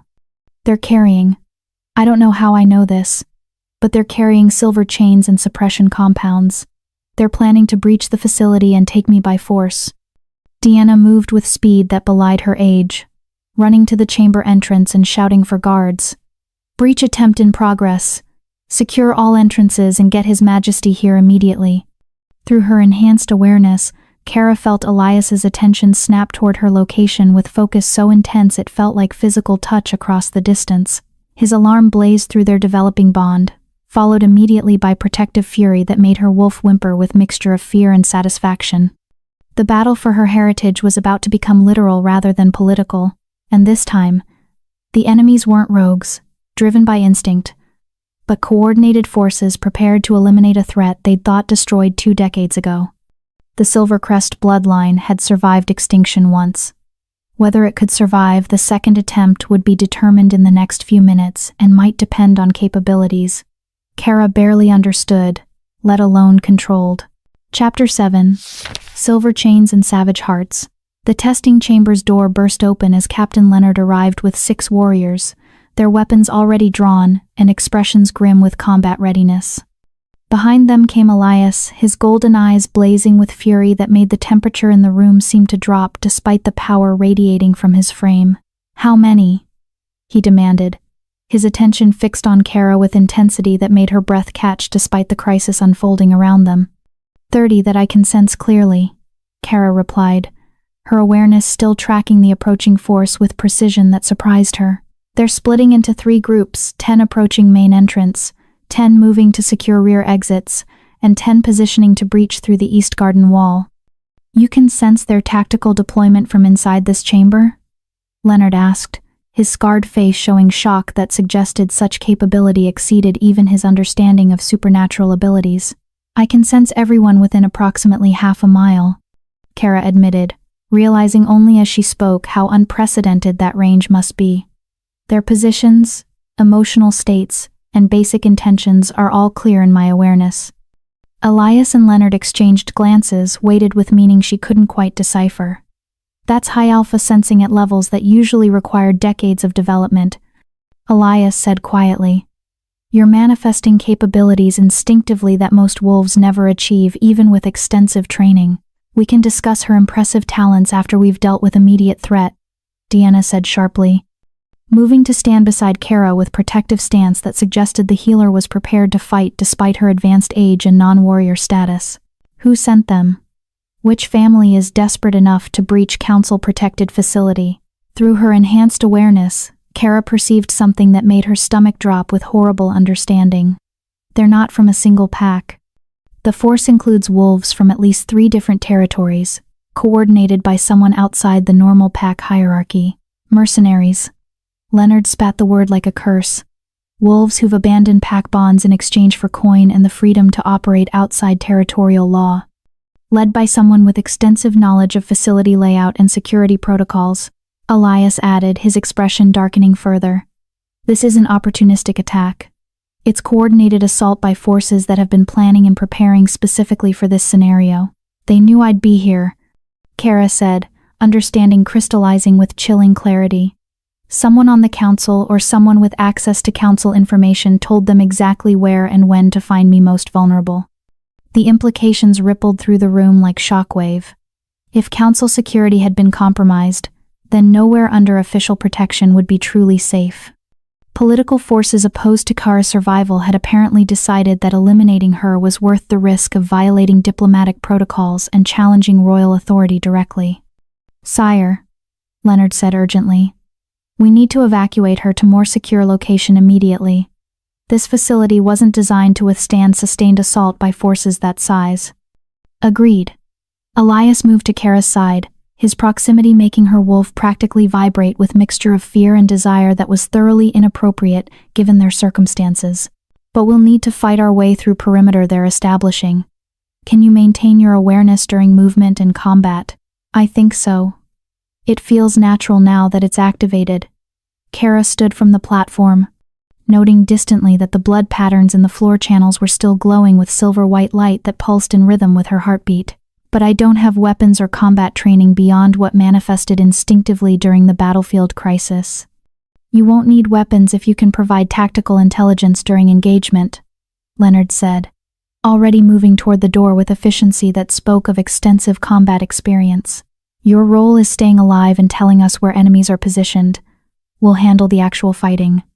Bridget appeared in the doorway, her expression grim but unsurprised by the crisis. "Sire, council guards are mobilizing to defend facility perimeter, but they're spread thin, covering multiple access points. The attackers are using coordination and timing that suggests inside knowledge of guard rotation patterns." "How long until they breach?" Elias asked. "Minutes at most. The main entrance force is already engaging council guards, and the rear exit team has explosives that will breach those doors regardless of defensive preparations." Bridget's amber eyes shifted to Kara with assessment that suggested she was calculating survival probabilities. We have narrow window to evacuate before they establish complete containment. Through her enhanced awareness, Kara tracked the approaching forces with precision that made strategy obvious despite her complete lack of formal tactical training. The East Garden Wall force they're hanging back, not engaging yet. They're waiting for us to evacuate through that route so they can ambush while we're exposed and mobile. Smart, Leonard muttered. Drive us toward escape route they've prepared to trap. Classic herding tactic. So we don't use the garden wall, Elias said, his tone carrying absolute certainty despite the tactical problems that decision created. We go through the main entrance force directly. They're expecting us to avoid confrontation. So aggressive assault will catch them off balance. Sire, that's 10 mercenaries specifically positioned to prevent exit through main entrance, Bridget protested. Even with your capabilities, I'm not planning to fight them alone. Elias's smile was all teeth and no warmth. Captain, how many warriors do we have currently in the facility? 15 of ours, plus approximately 20 council guards, who aren't compromised by whatever intelligence leak allowed this attack, Leonard replied. Not enough for frontal assault against prepared positions, Bridget said flatly. It would be if we had tactical intelligence about their exact positions and coordination patterns, Elias countered, his golden eyes returning to Kara with intensity that made her realize what he was suggesting. Can you track them precisely enough to guide our assault? Tell us where they're positioned, when they're vulnerable, how they're coordinating with each other. Kara closed her eyes, letting her awareness expand to encompass the main entrance force with detail that should have been impossible from inside the facility. She could sense not just their positions but their tactical thinking, the leader positioned slightly behind the others, coordinating through hand signals rather than verbal commands to maintain element of surprise. 3 archers on elevated positions providing covering fire for 7 ground fighters, arranged to create overlapping fields of attack that would devastate anyone trying to force passage. Yes, she said, opening her eyes to meet Elias's gaze. I can track them precisely. But Your Majesty, if I'm guiding tactical assault while we're moving under fire, I won't be able to defend myself effectively. You're gambling that your warriors can protect me while simultaneously engaging enemies based on my intelligence. I'm gambling that my mate's capabilities are exactly as unprecedented as her bloodline suggests, Elias replied, his hand settling on her shoulder with warmth that sent tingles through her exhausted frame. And I'm trusting my warriors to do what they've trained for, protecting what's precious, while destroying threats to pack security. The casual acknowledgement of mate bond before his warriors should have felt presumptuous, but instead it made something settle in Kara's chest that had been anxious and uncertain since the moment this crisis began. Whatever happened in the next few minutes, she wouldn't face it alone. How long to organize assault force? Elias asked Leonard. 2 minutes if we skip detailed briefing and rely on tactical trust, the captain replied. Do it. Tell our warriors and any council guards willing to follow royal command that we're breaching main entrance in 2 minutes. Specific positioning will be directed during engagement by intelligence from our tactical asset. Elias's grip on Kara's shoulder tightened briefly, and make absolutely clear that protecting her takes priority over everything else, including their own survival. As Leonard hurried off to organize the assault, Deanna appeared at Kara's side with a small vial filled with golden liquid that seemed to glow with internal light. Drink this before you leave. It's concentrated healing elixir that will help you survive injuries sustained during evacuation. You're expecting me to get hurt? Kara asked, accepting the vial with hands that wanted to tremble but refused to show weakness. I'm expecting concentrated enemy fire to target you specifically once they realize you're providing tactical intelligence, Deanna said bluntly. The elixir won't prevent injury, but it will keep minor wounds from becoming fatal during the time it takes to reach safety. Don't waste it by drinking until immediately before engagement starts. Bridget returned with leather armor that she helped Kara don with efficient movements that spoke of extensive practice arming warriors under time pressure. The armor was lighter than Kara expected, designed for mobility rather than heavy protection, appropriate for someone whose value lay in intelligence rather than direct combat capability. Ready positions. Leonard's voice carried from the corridor beyond the testing chamber. Assault force assembling at staging point. We move on His Majesty's command. Elias guided Kara toward the door, his warriors forming protective formation around them that would make her the most defended element in the entire assault force. Through her enhanced awareness, she tracked the main entrance enemies as they began to realize something unexpected was developing, their tactical confidence wavering as they sensed organized resistance where they'd anticipated panicked evacuation attempts. "Drink the elixir," Elias murmured as they reached the staging point where 15 of his warriors plus 12 council guards stood ready for assault.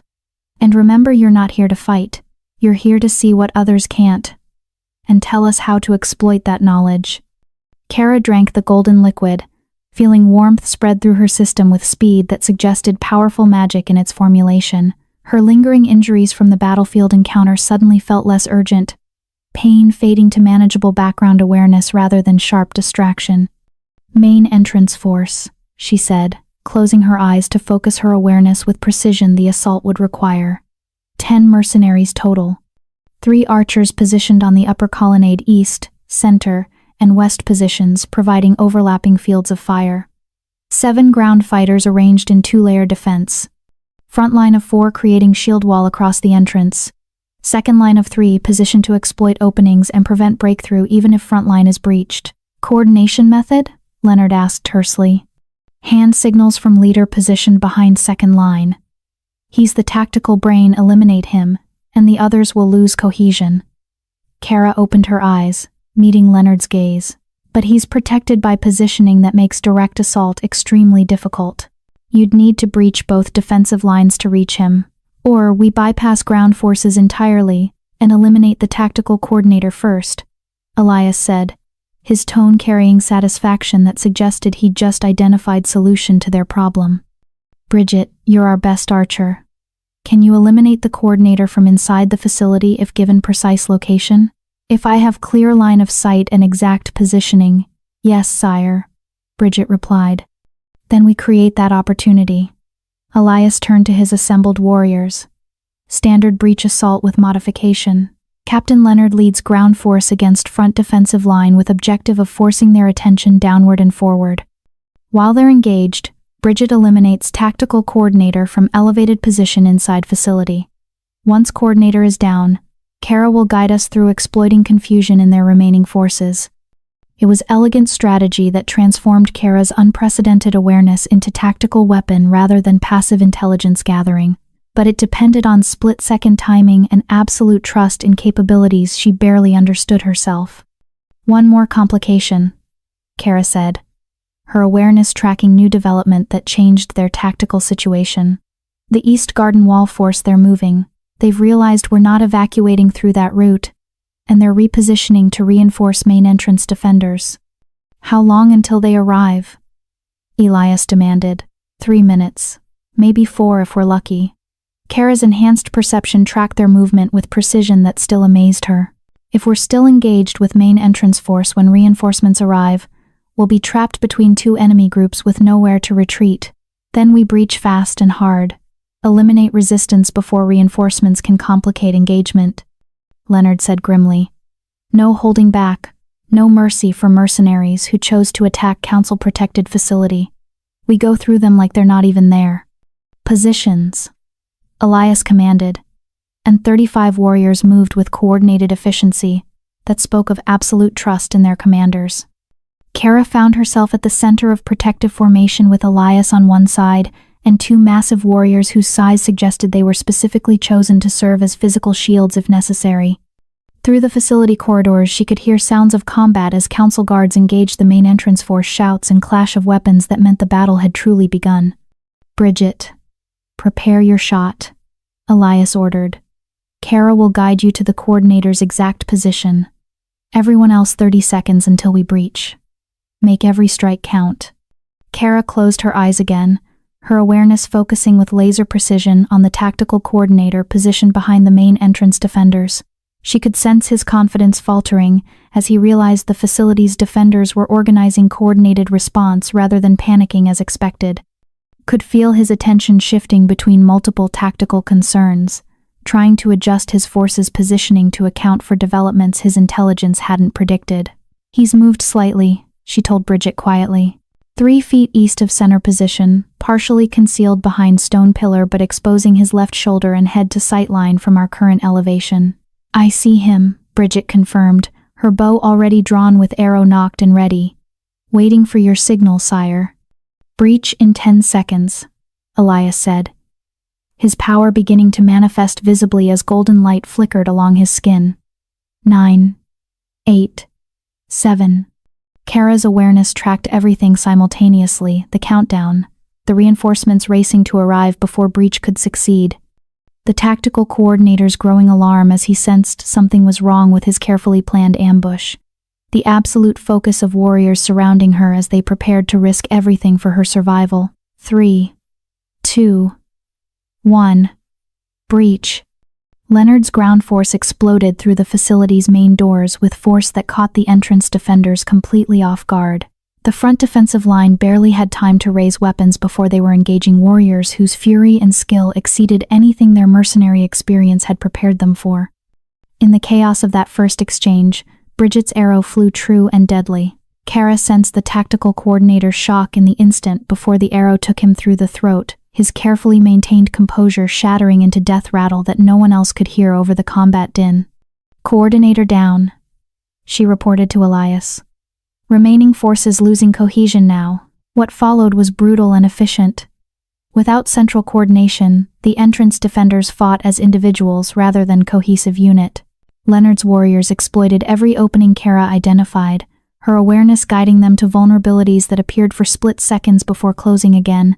3 archers on colonnade preparing to target you specifically, Kara warned. East archer first, he's the most accurate. 2 of her protective detail moved with supernatural speed, intercepting arrows before they could reach her position while Leonard's force surged forward through defensive lines that were crumbling without tactical leadership. Second defensive line breaking, she reported. 4 remaining, 2 retreating toward rear positions. 2 attempting to rally for last stand. Don't let them rally, Elias commanded, and his warriors moved like extensions of his will, eliminating resistance with efficiency that was almost beautiful in its deadly coordination. Within 90 seconds of the breach, the main entrance was secure. 11 mercenaries lay dead or dying, their assault broken by combination of tactical intelligence and warrior skill that had proven overwhelming despite their initial advantages. But through her awareness, Kara felt the approaching reinforcements closing fast, now only minutes away, and moving with renewed urgency as they realized their main force had been eliminated. We need to move now, she said urgently. Reinforcements arriving in under 2 minutes. If we're still here when they arrive, we won't be, Elias said, guiding her through the breached entrance and out into open air that felt like freedom after the facility's confines. Horses waited in the courtyard, prepared in advance by warriors who'd anticipated the need for rapid evacuation despite hoping it wouldn't be necessary. Kara mounted with assistance from Bridget, her body protesting the movement despite the healing elixir's effects. Around her, warriors formed protective escort that would shield her from attack on all sides. "Where are we going?" she asked as the group began moving at speed that would cover distance quickly. "If council security is compromised, nowhere under official protection is truly safe. We're going to the one place where my authority is absolute, and where anyone who wants to reach you will have to go through every warrior I command," Elias replied, his mount moving beside hers with practiced coordination. "We're going to my ancestral home, the Blackmane Fortress that has never fallen to assault in 300 years of pack conflicts." Through her enhanced awareness, Kara felt the pursuing reinforcements realize they'd arrived too late, their targets already gone and their assault force eliminated. She sensed their frustration and rage, but also their calculation that pursuing armed royal escort into King's own territory would be suicide regardless of how much they'd been paid to eliminate their target. The immediate danger was passing. But as they rode toward the Blackmane Fortress with warriors surrounding her and power still flowing through her awareness with unprecedented clarity, Kara understood that this was only the beginning. Someone had organized coordinated assault on council-protected facility, had compromised diplomatic security, had mobilized mercenary forces willing to risk everything to prevent her heritage from being confirmed. That kind of desperation and resources suggested enemies far more dangerous than simple territorial nobles protecting convenient political arrangements. Someone wanted her dead badly enough to start what amounted to war, and they'd nearly succeeded despite royal protection and council oversight. The question was who? And the answer, Kara suspected, would reveal truths about her family's extinction that went far deeper than simple territorial politics. But those answers would have to wait.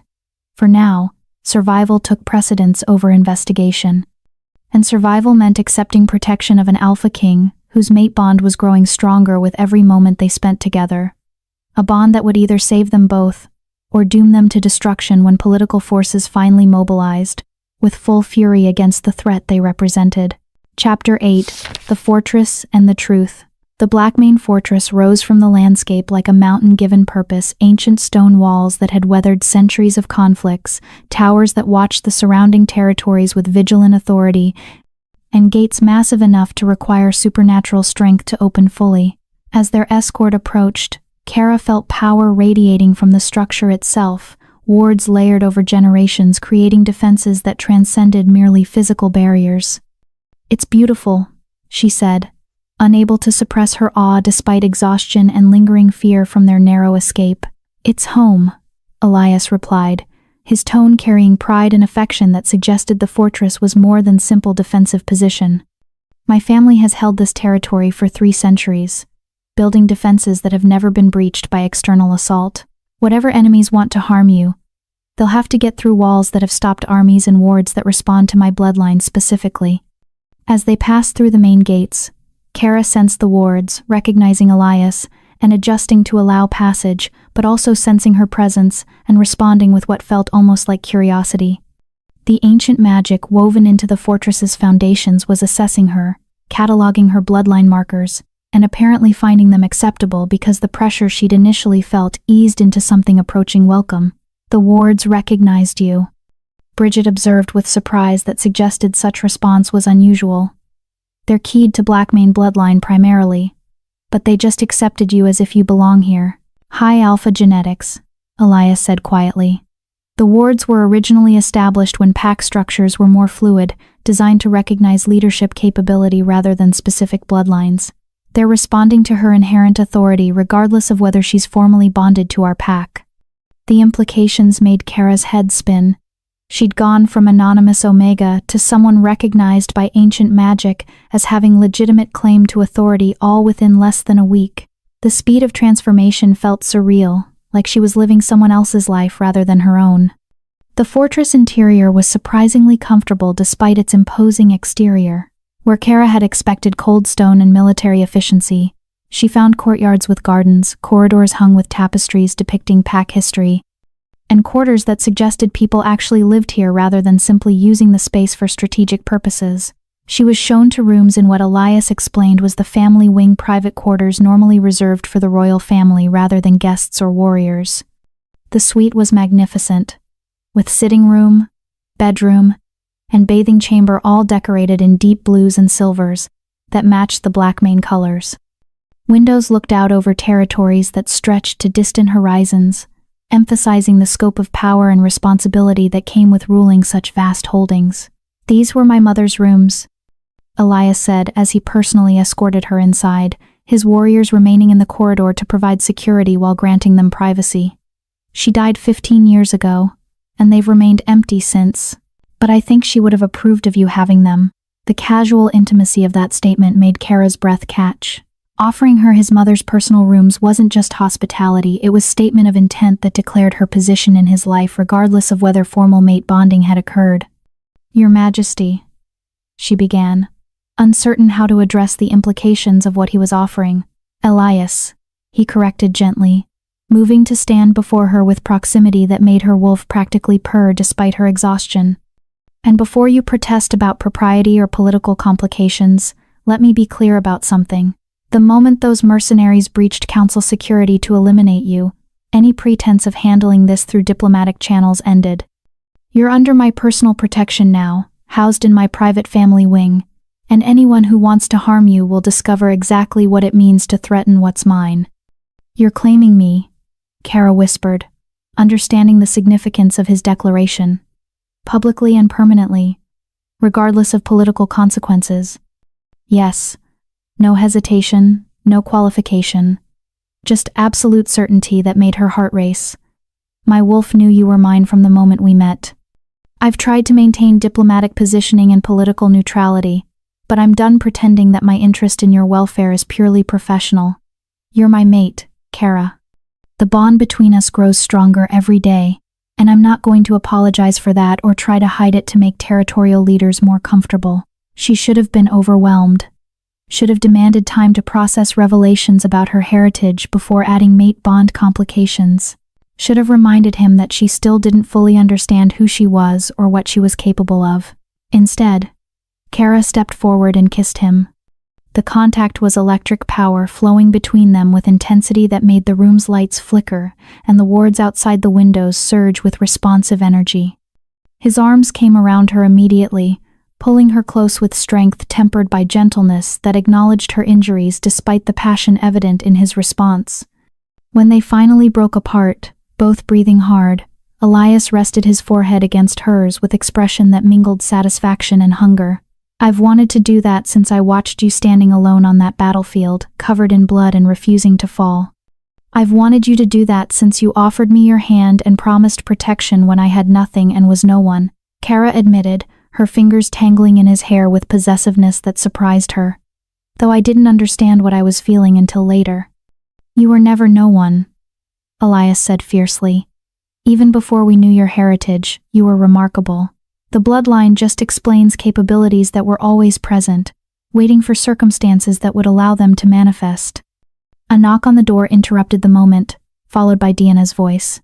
Your Majesty, I apologize for the intrusion, but we have testing results that require immediate discussion. Elias pulled back with obvious reluctance, his thumb tracing her cheekbone with tenderness that made her wolf practically melt. We'll continue this conversation later. But Kara, understand that whatever the testing reveals, whatever political complications emerge, you're not facing them alone. Not anymore. She nodded, unable to find words adequate to express what his declaration meant to someone who'd spent her entire life being expendable. Dina entered, carrying documentation that presumably contained formal results of bloodline testing, interrupted by the mercenary assault. The healer's expression was grim but unsurprised, suggesting she'd expected exactly what she'd discovered. The testing confirms Silvercrest heritage without any doubt, she said without preamble, settling into a chair and gesturing for them to sit as well. Direct descent from the main bloodline. Probably daughter or granddaughter of the last acknowledged family head. So my parents were definitely Silvercrest survivors, Kara said, the confirmation still carrying emotional weight despite having suspected as much. Your mother was, Deanna corrected. Your father's bloodline is more complicated. She consulted her documentation with frown of concentration. He carried markers from 3 different noble families, Rivercrest, Stormborn, and Nightshade, all 3 lines showing dominant expression, which suggests he was product of deliberate breeding program designed to combine multiple bloodline strengths. Like me, Kara said, remembering Deanna's earlier explanation about her own complex heritage. Exactly like you. In fact, your genetic profile suggests your parents' bonding was deliberate rather than accidental, specifically arranged to produce offspring who would carry combined capabilities from 4 noble bloodlines with enhanced probability of manifesting high alpha traits. Deanna's expression grew troubled. What I'm describing isn't natural mate selection. It's eugenic breeding program that would have required extensive planning and resources to execute. The implications were staggering. You're saying my existence was planned? That I was deliberately bred to be high alpha? I'm saying someone invested significant resources in ensuring you would possess capabilities necessary to unite territories under cohesive leadership, Deanna replied carefully. Whether that someone was your parents acting independently, or whether they were following directives from others, I can't determine from bloodline testing alone. Elias's expression had gone thoughtful in a way that suggested he was processing information with political instincts honed through decades of territorial leadership. If Silvercrest deliberately created breeding program to produce high alpha, that changes our understanding of their extinction. They weren't simply eliminated by rival families seeking territorial advantage, they were eliminated specifically to prevent emergence of wolf powerful enough to challenge established political structures. which explains why enemies were willing to breach council security and risk everything to eliminate Kara before her heritage could be confirmed. Deanna added. She's not random surviving heir. She's the culmination of centuries of genetic development, specifically designed to produce capabilities that would make her virtually unstoppable once fully trained. Kara felt like the floor was tilting beneath her feet as she processed revelations that transformed her understanding of her own existence. She wasn't survivor of tragic circumstances, she was product of deliberate planning by people who'd apparently known exactly what they were creating and what it would mean for territorial politics. My parents, she said quietly. Did they die because of what I was? Were they killed specifically to prevent me from being raised with knowledge of my heritage? Almost certainly, Dana confirmed gently. Based on timing and circumstances you've described, I suspect they went into hiding when you were very young, attempting to protect you from forces that wanted the Silvercrest breeding program permanently terminated.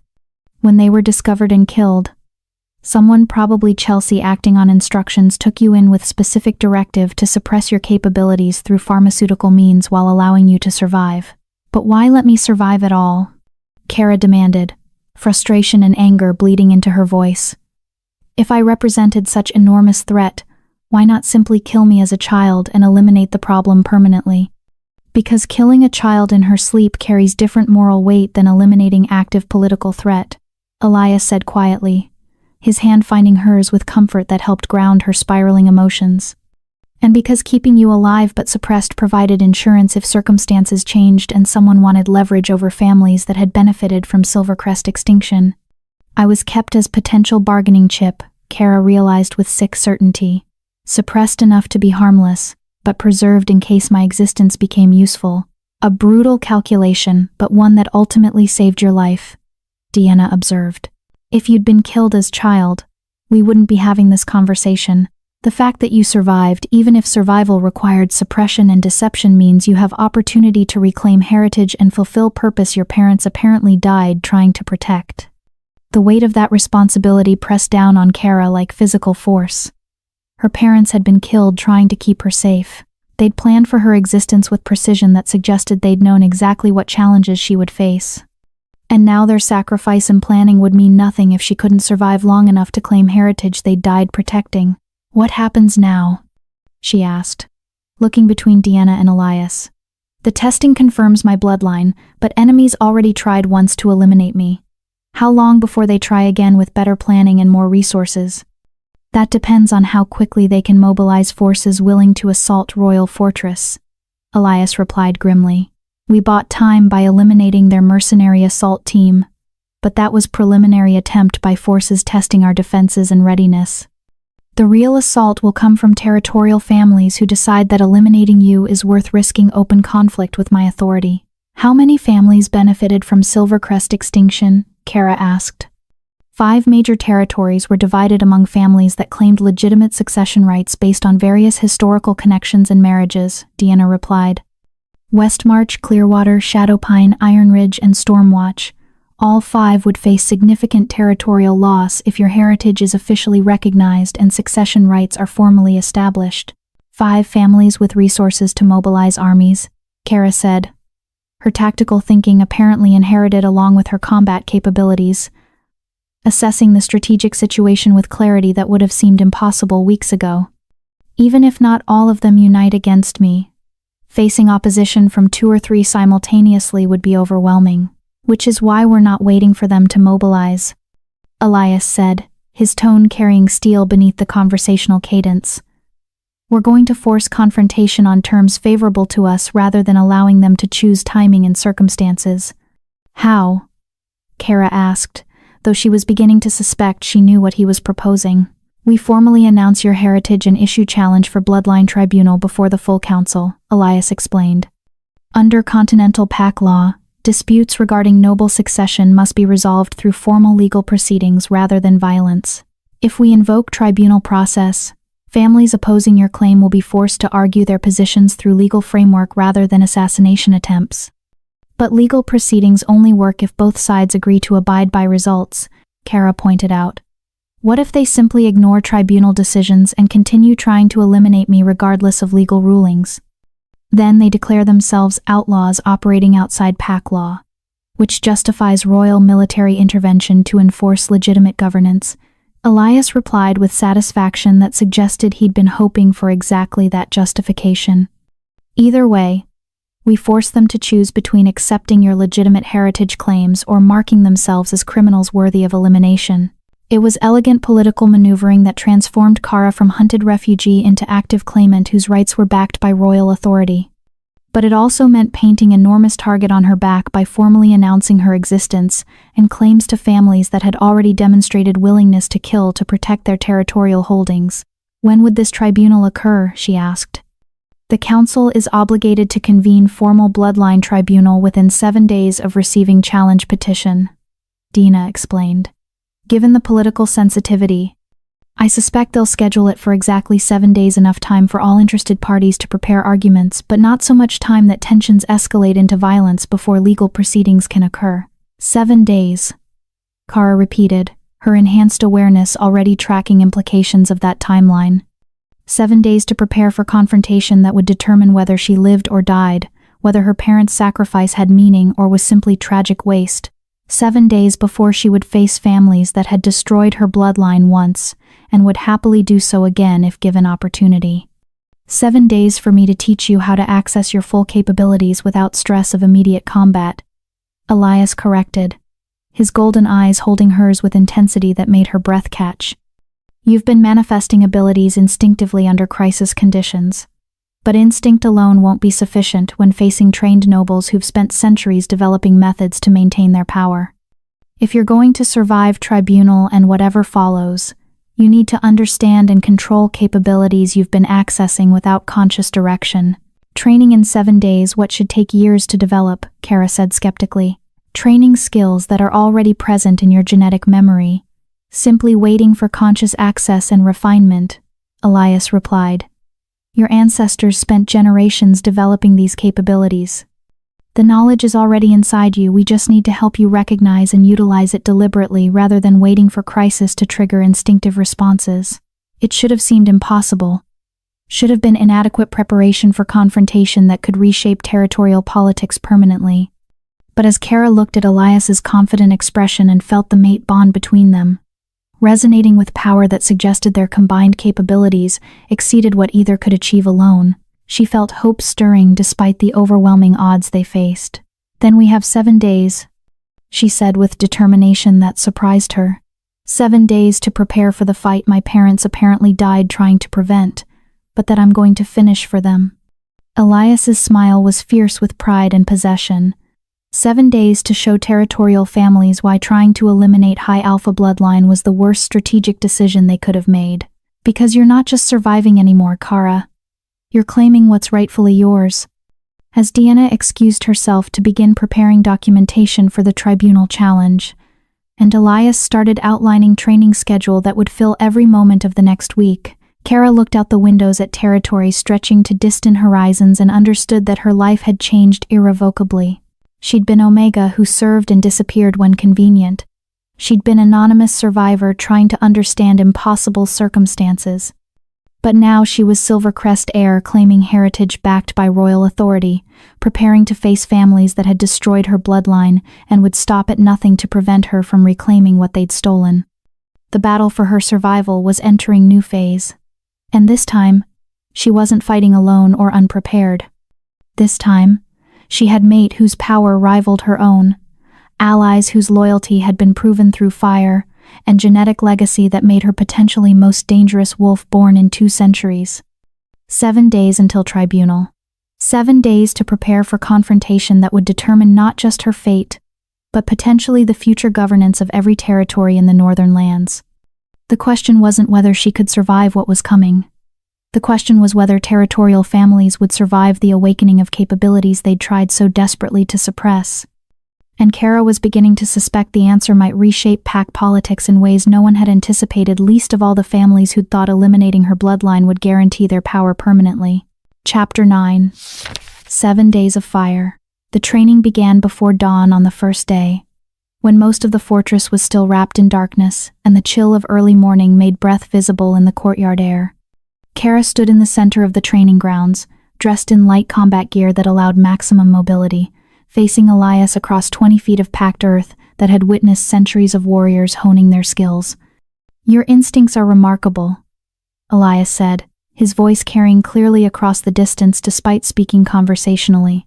"But instinct alone creates predictable patterns that trained opponents can exploit. What we're going to develop over the next 7 days is conscious control over capabilities you've been accessing unconsciously." "Where do we start?" Kara asked, suppressing the nervousness that threatened to undermine her concentration. She'd never had formal combat training beyond what she'd observed while serving garrison duties, and the idea of learning in days what normally required years felt overwhelming despite Elias's confidence. "We start with awareness," Elias replied. "Close your eyes and tell me what you sense." Kara obeyed, letting her enhanced perception expand outward from her position.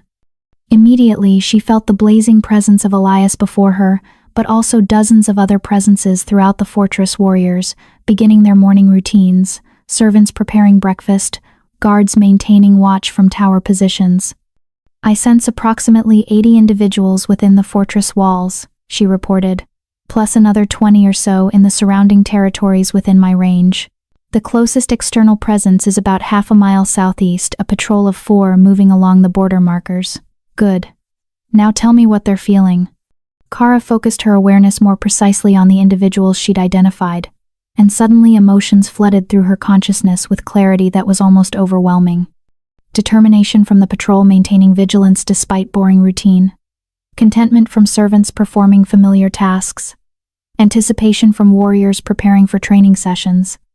And from Elias, something complex that she couldn't quite categorize, pride mixed with concern, affection tangled with protective fury, and underneath it all, a hunger that made her wolf respond with matching desire despite the inappropriateness of such feelings during training. "The patrol is alert but relaxed, confident in their abilities but not expecting actual threats," she said, deliberately avoiding commenting on what she sensed from him.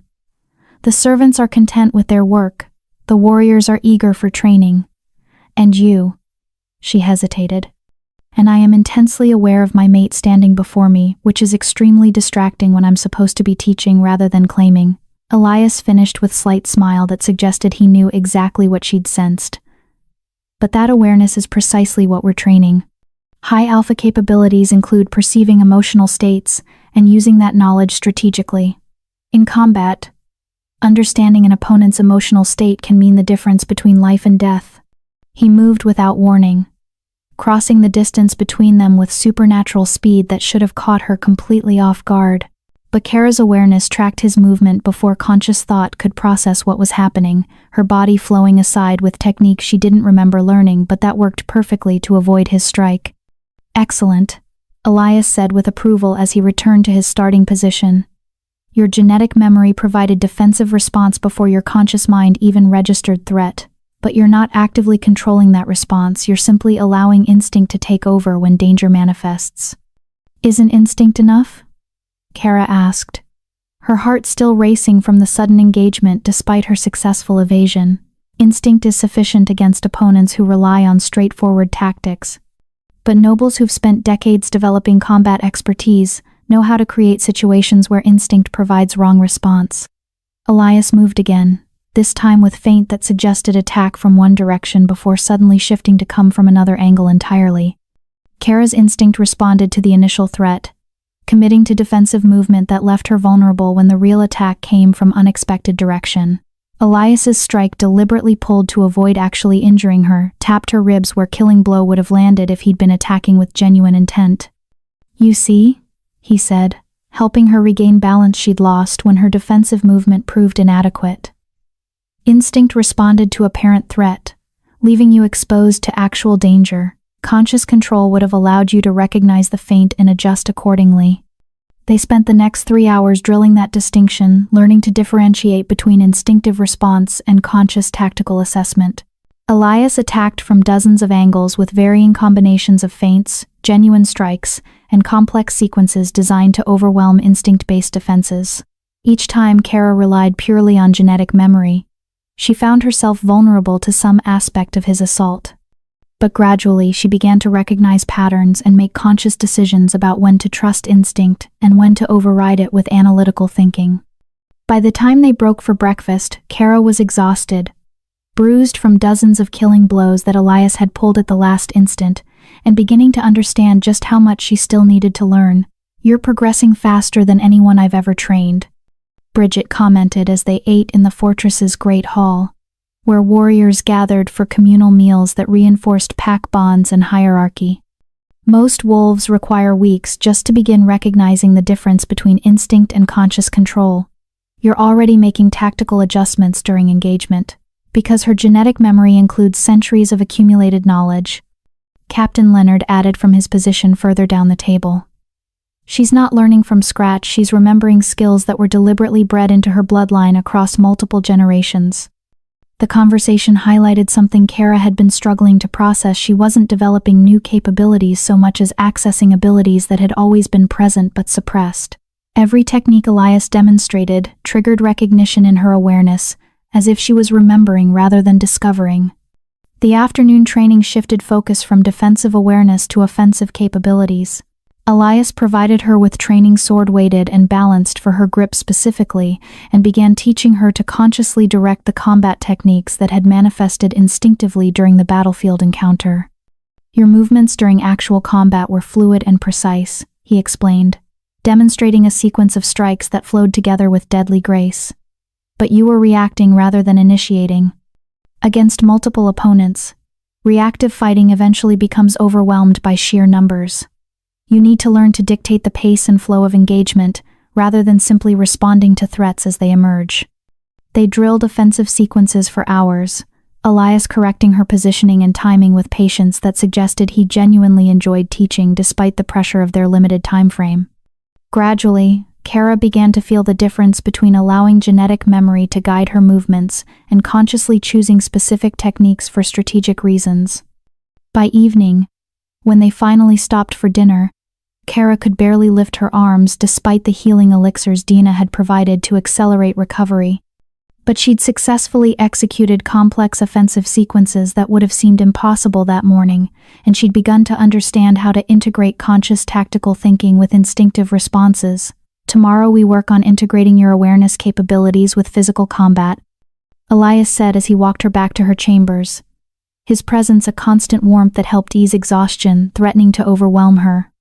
Being able to sense opponents' positions and emotional states is powerful advantage, but only if you can process that information while simultaneously maintaining combat effectiveness. "Is that even possible?"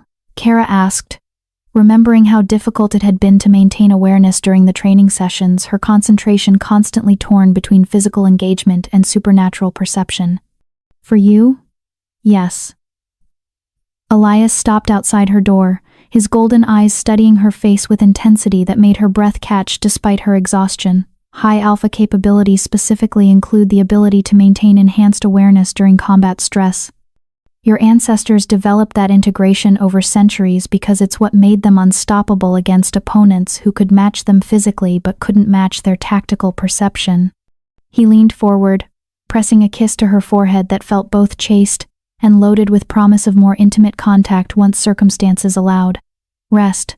Tomorrow's training will be harder than today's, and we're only getting started." The second day began with integration exercises that pushed Kara's capabilities to their limits. Elias arranged for 6 warriors to attack her simultaneously, while she attempted to maintain awareness of their positions, emotional states, and tactical intentions while defending herself physically. The first dozen attempts ended with her being killed within seconds, as her concentration fractured under the pressure of processing multiple inputs simultaneously. But gradually, something shifted in her perception. Instead of trying to consciously track each element separately, she learned to let awareness flow naturally, understanding positions and intentions without deliberate analysis, allowing her body to respond to tactical knowledge that bypassed conscious thought entirely. "There," Elias said with satisfaction when she successfully defended against coordinated assault for the first time, her movements flowing with efficiency that spoke of complete integration between awareness and physical response. "That's what high alpha combat looks like when properly developed." You're not thinking about individual elements, you're simply knowing and responding with precision that appears supernatural to observers. The third and fourth days focused on offensive applications of her integrated capabilities. Elias taught her to use awareness of opponents' emotional states to create openings that wouldn't otherwise exist, projecting confidence that made enemies hesitate, or seeming vulnerable in ways that drew attacks she was fully prepared to counter. Psychological warfare is as important as physical capability when you're facing opponents whose skills match yours. He explained during one particularly brutal training session where she'd successfully manipulated 3 warriors into compromising their defensive positioning through careful display of apparent weakness. Making enemies believe you're vulnerable when you're actually setting trap is how outnumbered forces achieve victory against superior numbers. By the 5th day, Kara was sparring with Elias himself on relatively equal terms, not winning, but forcing him to utilize capabilities he normally reserved for genuine combat rather than training exercises. The watching warriors gathered to observe their sessions with expressions ranging from awe to something approaching fear as they witnessed abilities they'd never seen displayed outside of historical accounts.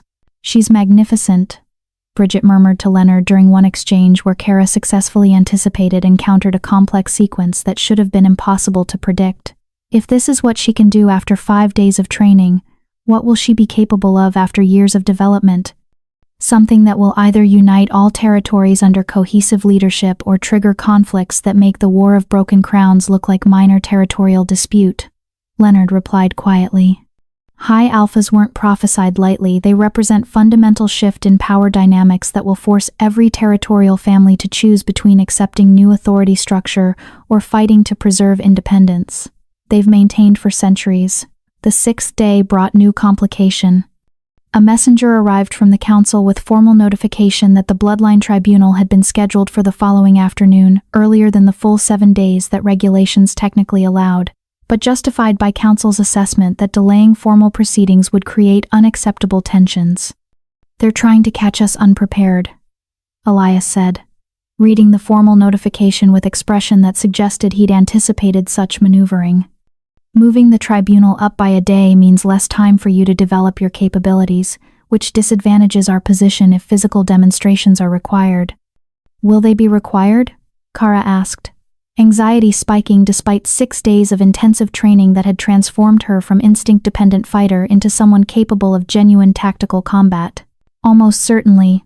Noble families contesting your claim will argue that bloodline testing alone is insufficient, that you must demonstrate capabilities consistent with Silvercrest heritage in ways that can be observed and verified by neutral parties."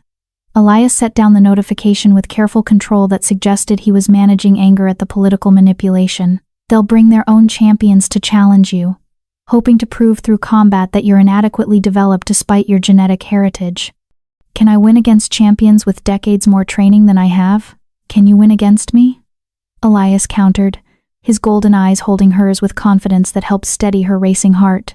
"You've been forcing me to use techniques I haven't needed in years during our sparring sessions. If you can hold your own against me, you can certainly handle whatever champions territorial families bring to challenge your claims." The final day before tribunal focused on refinement rather than learning new techniques.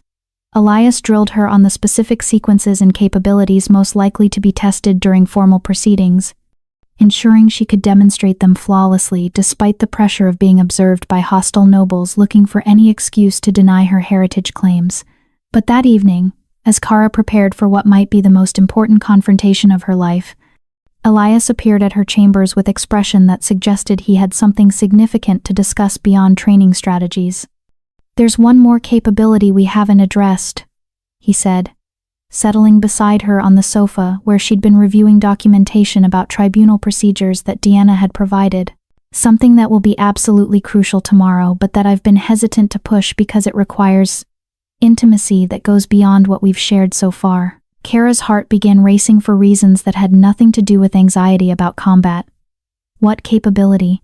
High alphas achieve their full potential through mate bonds that allow them to draw upon their partner's strength and capabilities. Elias explained carefully, his hand finding hers with touch that sent tingles up her arm, despite having been in near constant physical contact during training all week.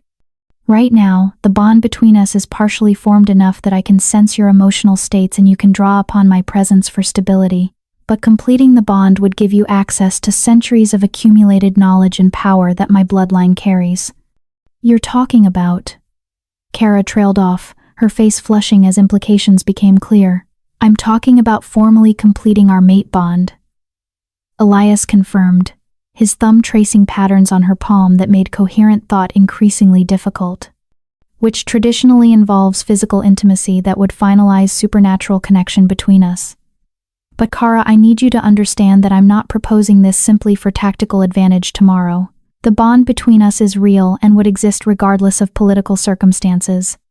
I'm asking because you're my mate, and because completing our connection is what we both want, not because it happens to also be strategically useful. She studied his face, seeing sincerity there that made the decision suddenly simple despite its complexity. If I say yes, is it because I want you, or because I need the tactical advantage your power would provide? Yes. Elias replied with slight smile. Both can be true simultaneously. You're allowed to want your mate, while also recognizing that bonding with him provides advantages beyond emotional satisfaction. Kara leaned forward, closing the distance between them until their lips were nearly touching. Then yes, not because of tomorrow's tribunal, but because I've wanted this since the moment you offered me your hand on that battlefield and promised I wasn't alone anymore. What followed was tender and fierce, simultaneously completion of bond that had been building between them since their first meeting, physical expression of connection that transcended political calculations or tactical advantages. When they finally lay together afterward, both breathing hard and power still crackling between them with intensity that made the room's lights flicker, Kara felt fundamentally changed in ways that went beyond the training of the past week. She could sense Elias in her awareness with clarity that dwarfed what she'd perceived before, not just his presence and emotions, but his memories and accumulated knowledge. Centuries of Blackmane bloodline expertise suddenly accessible through their completed bond. Combat techniques her ancestors had never developed but his family had perfected. Political strategies that would help navigate the tribunal proceedings. Understanding of pack dynamics that would allow her to project authority that transcended her relative youth and inexperience. How do you feel? Elias murmured against her hair, his arms wrapped around her with possessiveness that made her wolf practically purr with contentment. Like I just gained 300 years of experience in an instant, Kara admitted, still processing the flood of knowledge that was integrating with her own genetic memory. Is it always like this?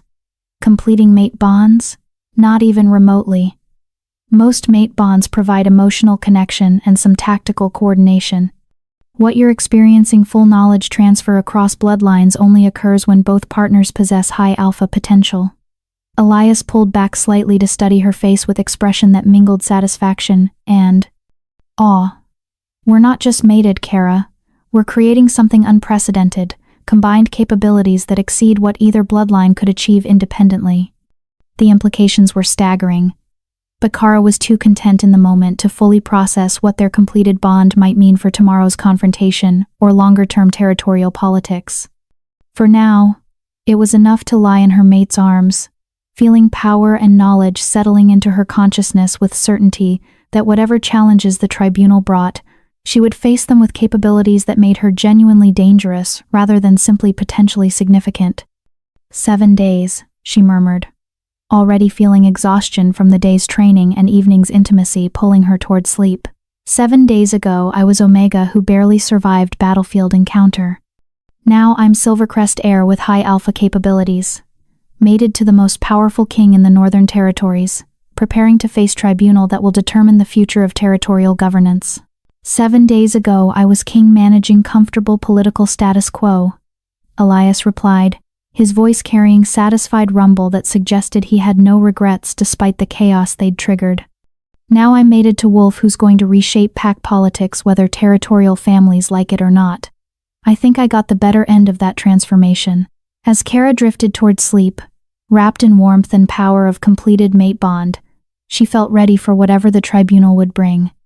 Not because she'd mastered all possible capabilities in 7 days of intensive training, but because she finally understood what her parents had apparently known when they'd created her. She wasn't meant to simply survive in worlds structured around pack hierarchies that suppressed potential in service of political pour-in. Convenience, She was meant to change that world entirely. Tomorrow, the tribunal would discover whether territorial families were prepared for the transformation one properly developed high alpha could trigger, and Kara suspected the answer would surprise everyone, including the families who thought they'd permanently eliminated such threat 2 decades ago. I believe you meant to approve Chapter 9, and want me to proceed to Chapter 10, the final chapter. Let me continue with the conclusion of the story. Chapter 10. The Tribunal of Blood and Bonds. The council chamber had been transformed for the Bloodline Tribunal. Where before it had been arranged for diplomatic discussions, now it resembled an arena, circular floor cleared of furniture. Galleries rising on all sides where territorial nobles and their representatives could observe proceedings, and at the cardinal points, 4 raised platforms where the most senior alphas sat in judgment. Kara entered, flanked by Elias and Captain Leonard.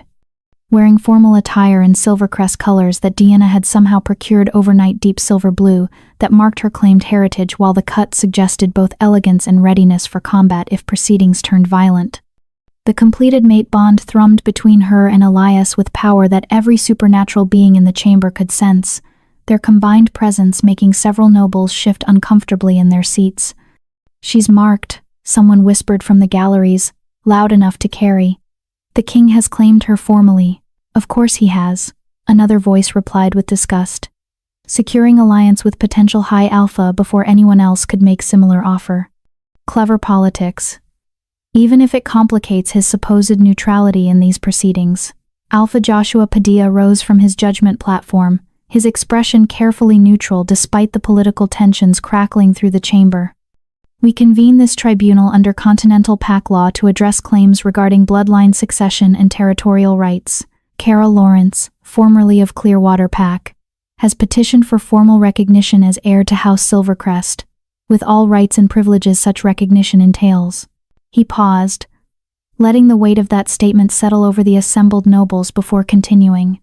"Contesting this petition are representatives from 5 territorial families: Westmarch, Clearwater, Shadowpine, Iron Ridge, and Stormwatch, all of whom currently hold lands that would be subject to succession challenges if the petitioner's claims are validated."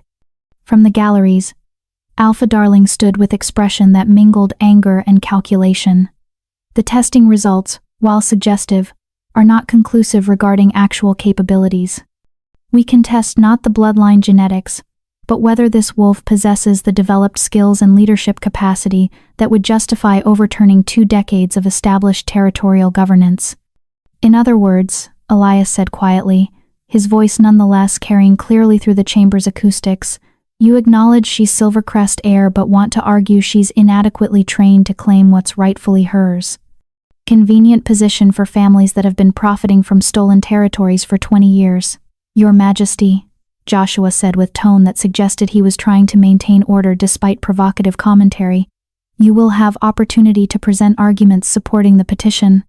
For now, we're establishing the basis for contestation." Another alpha rose from the galleries, an older male whose silver hair and deep scars marked him as someone who'd survived decades of pack conflicts. "I am Greg Gleason, Alpha of Shadowpine Territory. I propose that we settle this dispute through traditional means, trial by combat. If the petitioner truly possesses Silvercrest capabilities as claimed, she should be able to demonstrate them against champions representing the contesting families." Murmurs of approval rippled through the galleries. Trial by combat was ancient tradition that predated formal legal proceedings, rooted in belief that supernatural capabilities manifested most clearly during actual conflict rather than theoretical assessment. "I object," Elias said immediately, his power manifesting visibly as golden light flickered along his skin. "Trial by combat between newly awakened heir and champions with decades of training would be fundamentally unfair regardless of genetic capabilities. You're not proposing fair test, you're proposing assassination with legal sanction. Then perhaps the petitioner is insufficiently developed to claim rights she seeks." Darling countered coldly. "If she cannot defend her heritage through combat, what makes her qualified to govern territories that require strong leadership capable of protecting pack interests?" Kara felt Elias's fury through their bond, sensed his protective instinct warring with political necessity that made refusing combat challenge appear weak. Through her enhanced awareness, she tracked the emotional states of nobles in the galleries. Many genuinely wanted fair assessment, but others were calculating how trial by combat could eliminate threat she represented while maintaining appearance of legal propriety. "I accept the challenge," she said clearly, her voice cutting through rising tensions with authority she'd developed over 7 days of intensive training. "Not because I believe combat is appropriate basis for determining succession rights, but because refusing would give credence to suggestions that I'm inadequately capable despite my heritage." "Kara, no," Elias began, but she squeezed his hand with pressure that conveyed through their bond what she couldn't say aloud. "Trust me." "However," she continued, her enhanced perception tracking reactions as nobles processed her unexpected acceptance, "I propose modification to traditional trial by combat format.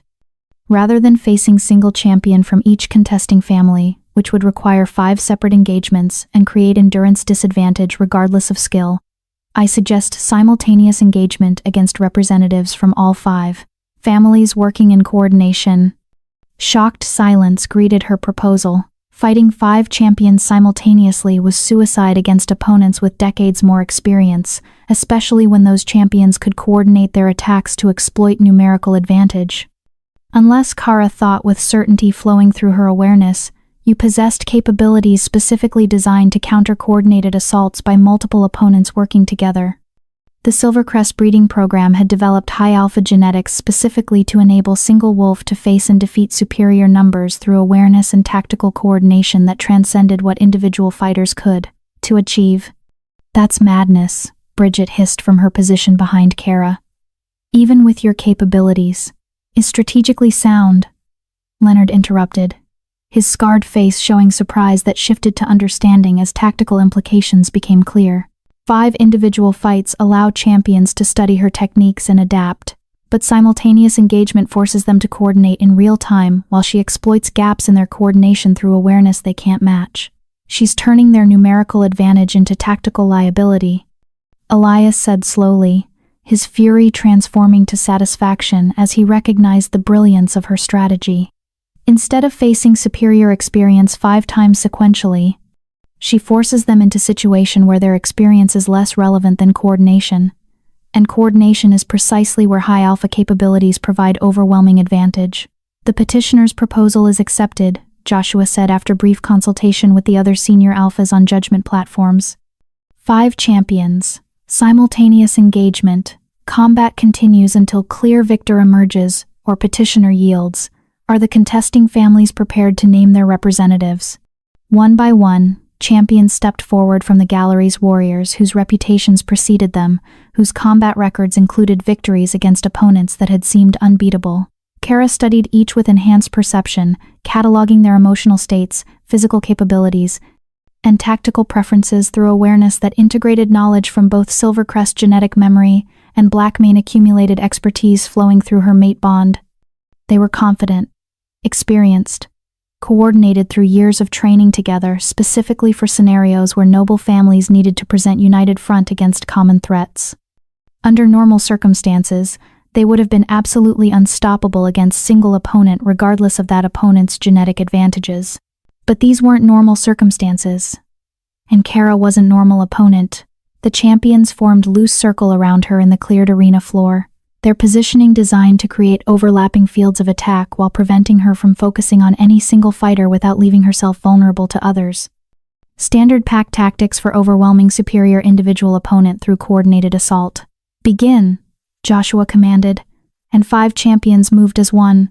Kara's awareness exploded outward with intensity that made several watching nobles gasp as they sensed power manifesting. She tracked every movement, every intention, every micro-expression that telegraphed attacks before they fully committed to execution. Time seemed to slow as her enhanced perception processed information faster than conscious thought, her body responding to tactical knowledge that flowed through genetic memory and mate bond simultaneously. The first champion, the one who'd positioned himself as tactical coordinator, his confidence suggesting he'd done this many times before, attacked with combination strike designed to force her into defensive position that would leave her vulnerable to follow-up assaults from his partners. But Kara's awareness had identified him as coordinator before engagement began. Instead of defending, she flowed forward into his attack, with movement that brought her inside his defensive perimeter, while simultaneously positioning herself where the other 4 champions' planned strikes would interfere with each other rather than supporting their leader's assault. Her counter, driven by Silvercrest combat techniques refined through Blackmane precision, struck the coordinator's throat with force that sent him staggering backward, choking and unable to continue coordinating his team's efforts. "Coordinator down," she said calmly, her awareness already tracking the remaining 4 champions as they struggled to adapt to losing their tactical leadership within the first exchange. 4 remaining, attempting to maintain coordination without central authority. What followed was brutal display of capabilities that made the watching nobles fall silent with something approaching awe or fear. Kara didn't just fight the 4 remaining champions. She orchestrated their defeat with precision that seemed choreographed despite being entirely improvised. She used their attempts at coordination against them, positioning herself where their attacks would compromise each other's effectiveness. She exploited emotional states she could sense through enhanced perception, projecting confidence that made them hesitate or seeming vulnerable in ways that drew attacks she was fully prepared to counter. Most devastatingly, she adapted tactics mid-engagement based on continuous awareness of their evolving strategies, something that should have been impossible in the chaos of actual combat, but that high alpha perception made seem almost effortless. The second champion fell to strike that he never saw coming, his attention focused on a apparent opening in her defense that she deliberately created to draw exactly that attack. The third and fourth went down in rapid succession as their remaining coordination collapsed under pressure of facing opponent, who seemed to know their intentions before they'd fully formed them. The fifth champion, eldest of the group and most experienced, managed to last nearly 30 seconds longer than his fellows through sheer skill and refusal to rely on coordination that was clearly ineffective. But even his decades of combat expertise proved insufficient against opponent who possessed not just superior genetics, but also tactical knowledge drawn from 2 noble bloodlines working in perfect synchronization through completed mate bond. When he finally fell, Kara stood alone in the center of the arena floor, breathing hard but fundamentally uninjured, surrounded by 5 champions who'd been considered among the most dangerous fighters in their territories. The silence in the chamber was absolute. Even the nobles who'd been most vocal in contesting her claims seemed unable to find words adequate to address what they'd just witnessed. "The combat trial is concluded," Joshua said finally, his voice carrying carefully controlled shock. "The petitioner has demonstrated capabilities consistent with exceeding historical accounts of Silvercrest combat effectiveness. Does anyone wish to continue contesting her bloodline claims based on inadequate capability development?" No one spoke. What could they say? Kara had just defeated 5 experienced champions simultaneously, while making it look almost effortless demonstration of abilities that went beyond impressive, into territory that suggested she was exactly what bloodline testing had indicated. "Then we moved to formal recognition phase," Joshua continued, his expression grave as he recognized implications of what was about to occur. "Kara Lawrence, by right of proven bloodline and demonstrated capability, I formally recognize you as legitimate heir to House Silvercrest, with all rights, privileges, and territorial claims such recognition entails under Continental Pact law." The words hung in the air like thunder before lightning. Formal recognition meant the 5 families currently holding Silvercrest territories would face legitimate legal challenges to their authority, claims they could contest through tribunals and negotiations, but that they could no longer simply dismiss as fraudulent or unsupported. However, Joshua added, his tone sharpening, recognition of heritage does not automatically restore territorial holdings. Succession disputes regarding lands held for 2 decades will require separate proceedings to determine appropriate resolution that balances historical rights against contemporary governance realities. It was political compromise that gave everyone something Kara got: recognition of her heritage and legal standing to pursue territorial claims, while the contesting families got time to prepare defenses and negotiate settlements rather than facing immediate dispossession. But before anyone could respond to Joshua's declaration, new complication emerged. From the galleries, an ancient Alpha rose with presence that made even the senior judgment platform. Alphas shift with discomfort that suggested they recognized someone whose authority transcended normal territorial politics. "I am Roman Roach," he said, his voice carrying weight of centuries despite his apparent age. "I served House Silvercrest before its extinction, witnessed the breeding program that created this young wolf's genetic profile, and I carry knowledge regarding prophecies that her emergence fulfills." The revelation sent shockwaves through the chamber. No one had known that Silvercrest loyalists had survived the family's extinction. The assumption had been that all retainers and servants had been eliminated along with the noble bloodline itself. "The High Alpha prophecy was not metaphor," Roman continued, his attention fixed on Kara with intensity that made her feel like he was seeing through to her very soul. It was literal prediction that Silvercrest breeding program would eventually produce wolf capable of transcending territorial divisions and uniting all packs under cohesive leadership. That wolf stands before you now, recognized by ancient bloodline and bonded to the most powerful contemporary alpha family. He turned to address the assembled nobles directly. "You can contest her territorial claims. You can argue about appropriate timelines for succession resolution. But you cannot prevent what she represents: fundamental shift in pack governance that will either be accomplished through cooperation and peaceful transition, or through conflicts that will make past wars seem insignificant by comparison." "Are you threatening us?" Darling demanded, rising with fury that suggested he recognized existential threat to his authority. "I am stating reality," Roman replied calmly. "High Alphas possess capabilities that allow them to integrate pack bonds across territories, creating unified governance structure that transcends traditional pack divisions. Whether such integration occurs through negotiation or conquest depends entirely on how territorial families choose to respond to legitimate heir claiming what was stolen from her bloodline." Elias moved to stand beside Kara, his hand finding hers with pressure that conveyed support and solidarity through their bond. "I propose an alternative to immediate territorial disputes," he said, his voice carrying royal authority that commanded attention. "Lady Kara and I invite all territorial families to enter negotiations regarding gradual transition of Silvercrest lands back to legitimate governance, with appropriate compensation and timelines that prevent economic disruption or political chaos." "And if we refuse such negotiations?" Alpha Gleason asked coldly.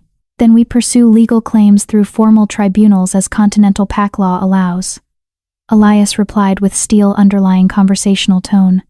"Which would take years, cost enormous resources, and likely result in same territorial transfers, but with added benefit of destroying any goodwill between your families and the High Alpha who will eventually govern those territories regardless."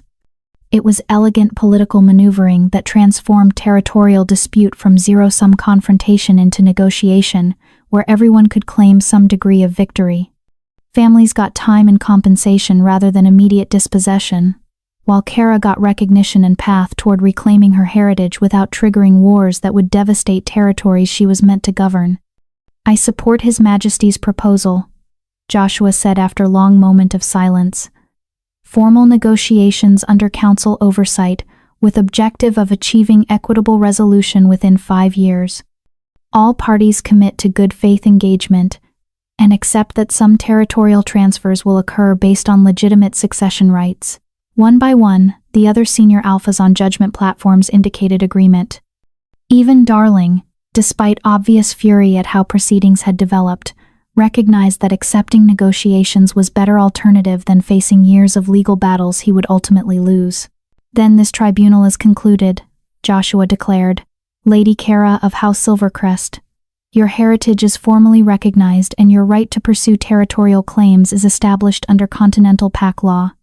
May wisdom guide all parties toward resolution that serves pack interests, rather than individual ambitions." As the assembled nobles began to disperse, some with satisfaction and others with barely concealed rage, Kara felt the weight of what had just occurred settling onto her shoulders. She was no longer anonymous Omega fighting for survival. She was recognized nobility with legitimate claims to vast territories, mated to Alpha King whose combined power with hers represented force that could reshape pack politics permanently.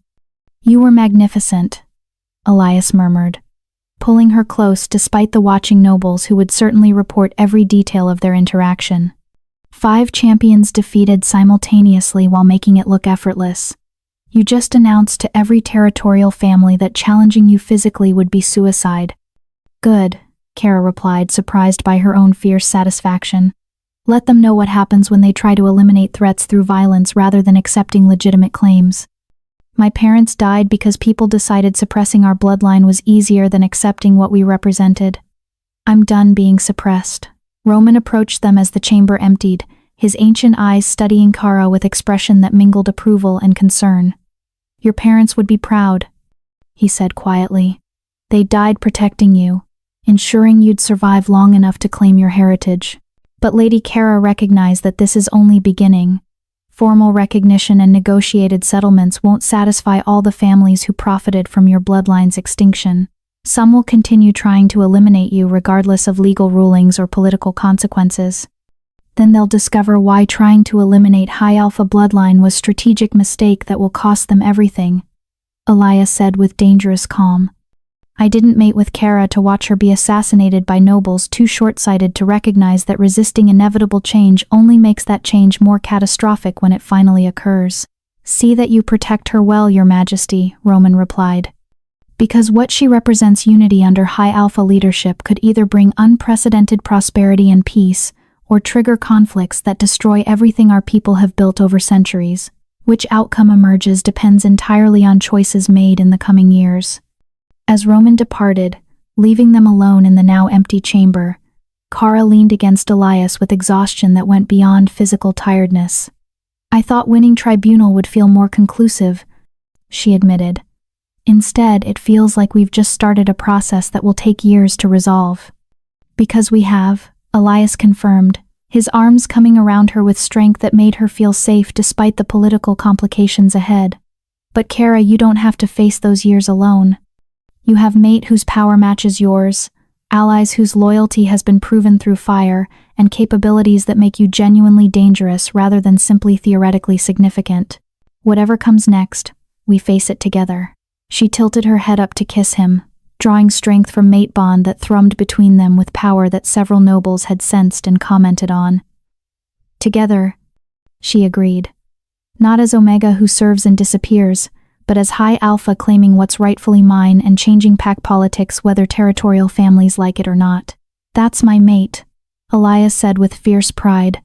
"Terrifying and magnificent in equal measure." As they left the chamber to begin negotiations that would consume the coming months and years, Kara reflected on the journey that had brought her from anonymous garrison scout to recognized Silvercrest heir. She'd survived battlefield encounter that should have killed her, discovered heritage that had been deliberately suppressed, endured assassination attempts by forces that wanted her eliminated before she could claim her birthright, and ultimately proven through combat and tribunal that she was exactly what prophecies had predicted. High Alpha capable of reshaping pack governance fundamentally. The road ahead would be difficult. Some families would honor negotiated settlements while others would continue seeking ways to eliminate threat she represented. Political maneuvering and legal battles would consume years before territorial claims were fully resolved. And the responsibility of being High Alpha of potentially uniting all northern territories under cohesive leadership would demand capabilities she was still developing despite 7 days of intensive training. But as she walked beside her mate, feeling power and knowledge flowing through completed bond, surrounded by warriors whose loyalty had been proven repeatedly, Kara felt ready for whatever challenges lay ahead. She was Silvercrest heir, High Alpha prophesied to transform pack politics, and mate to the most powerful contemporary alpha in the Northern Territories. Her parents had died protecting her potential. Chelsea and unknown conspirators had suppressed her capabilities for 2 decades. Territorial families had profited from her bloodline's supposed extinction. Now she was reclaiming everything that had been stolen, and the wolves who'd thought suppressing her would guarantee their power permanently were about to discover what happened when High Alpha bloodline finally awakened to its full potential. The battle for her heritage was over. The war to reshape pack politics had just begun, and Kara intended to win it all. The story ends here, but Kara's real battle is just beginning. Years of negotiations, hidden enemies, and the weight of uniting territories that have been divided for centuries. Here's what keeps me up at night. Her parents created her through deliberate breeding to be a weapon against injustice. But is it fair to engineer someone's entire existence for a purpose they never chose? I'd love to hear your thoughts below. And if this story made you feel something, hit that like button. It helps more than you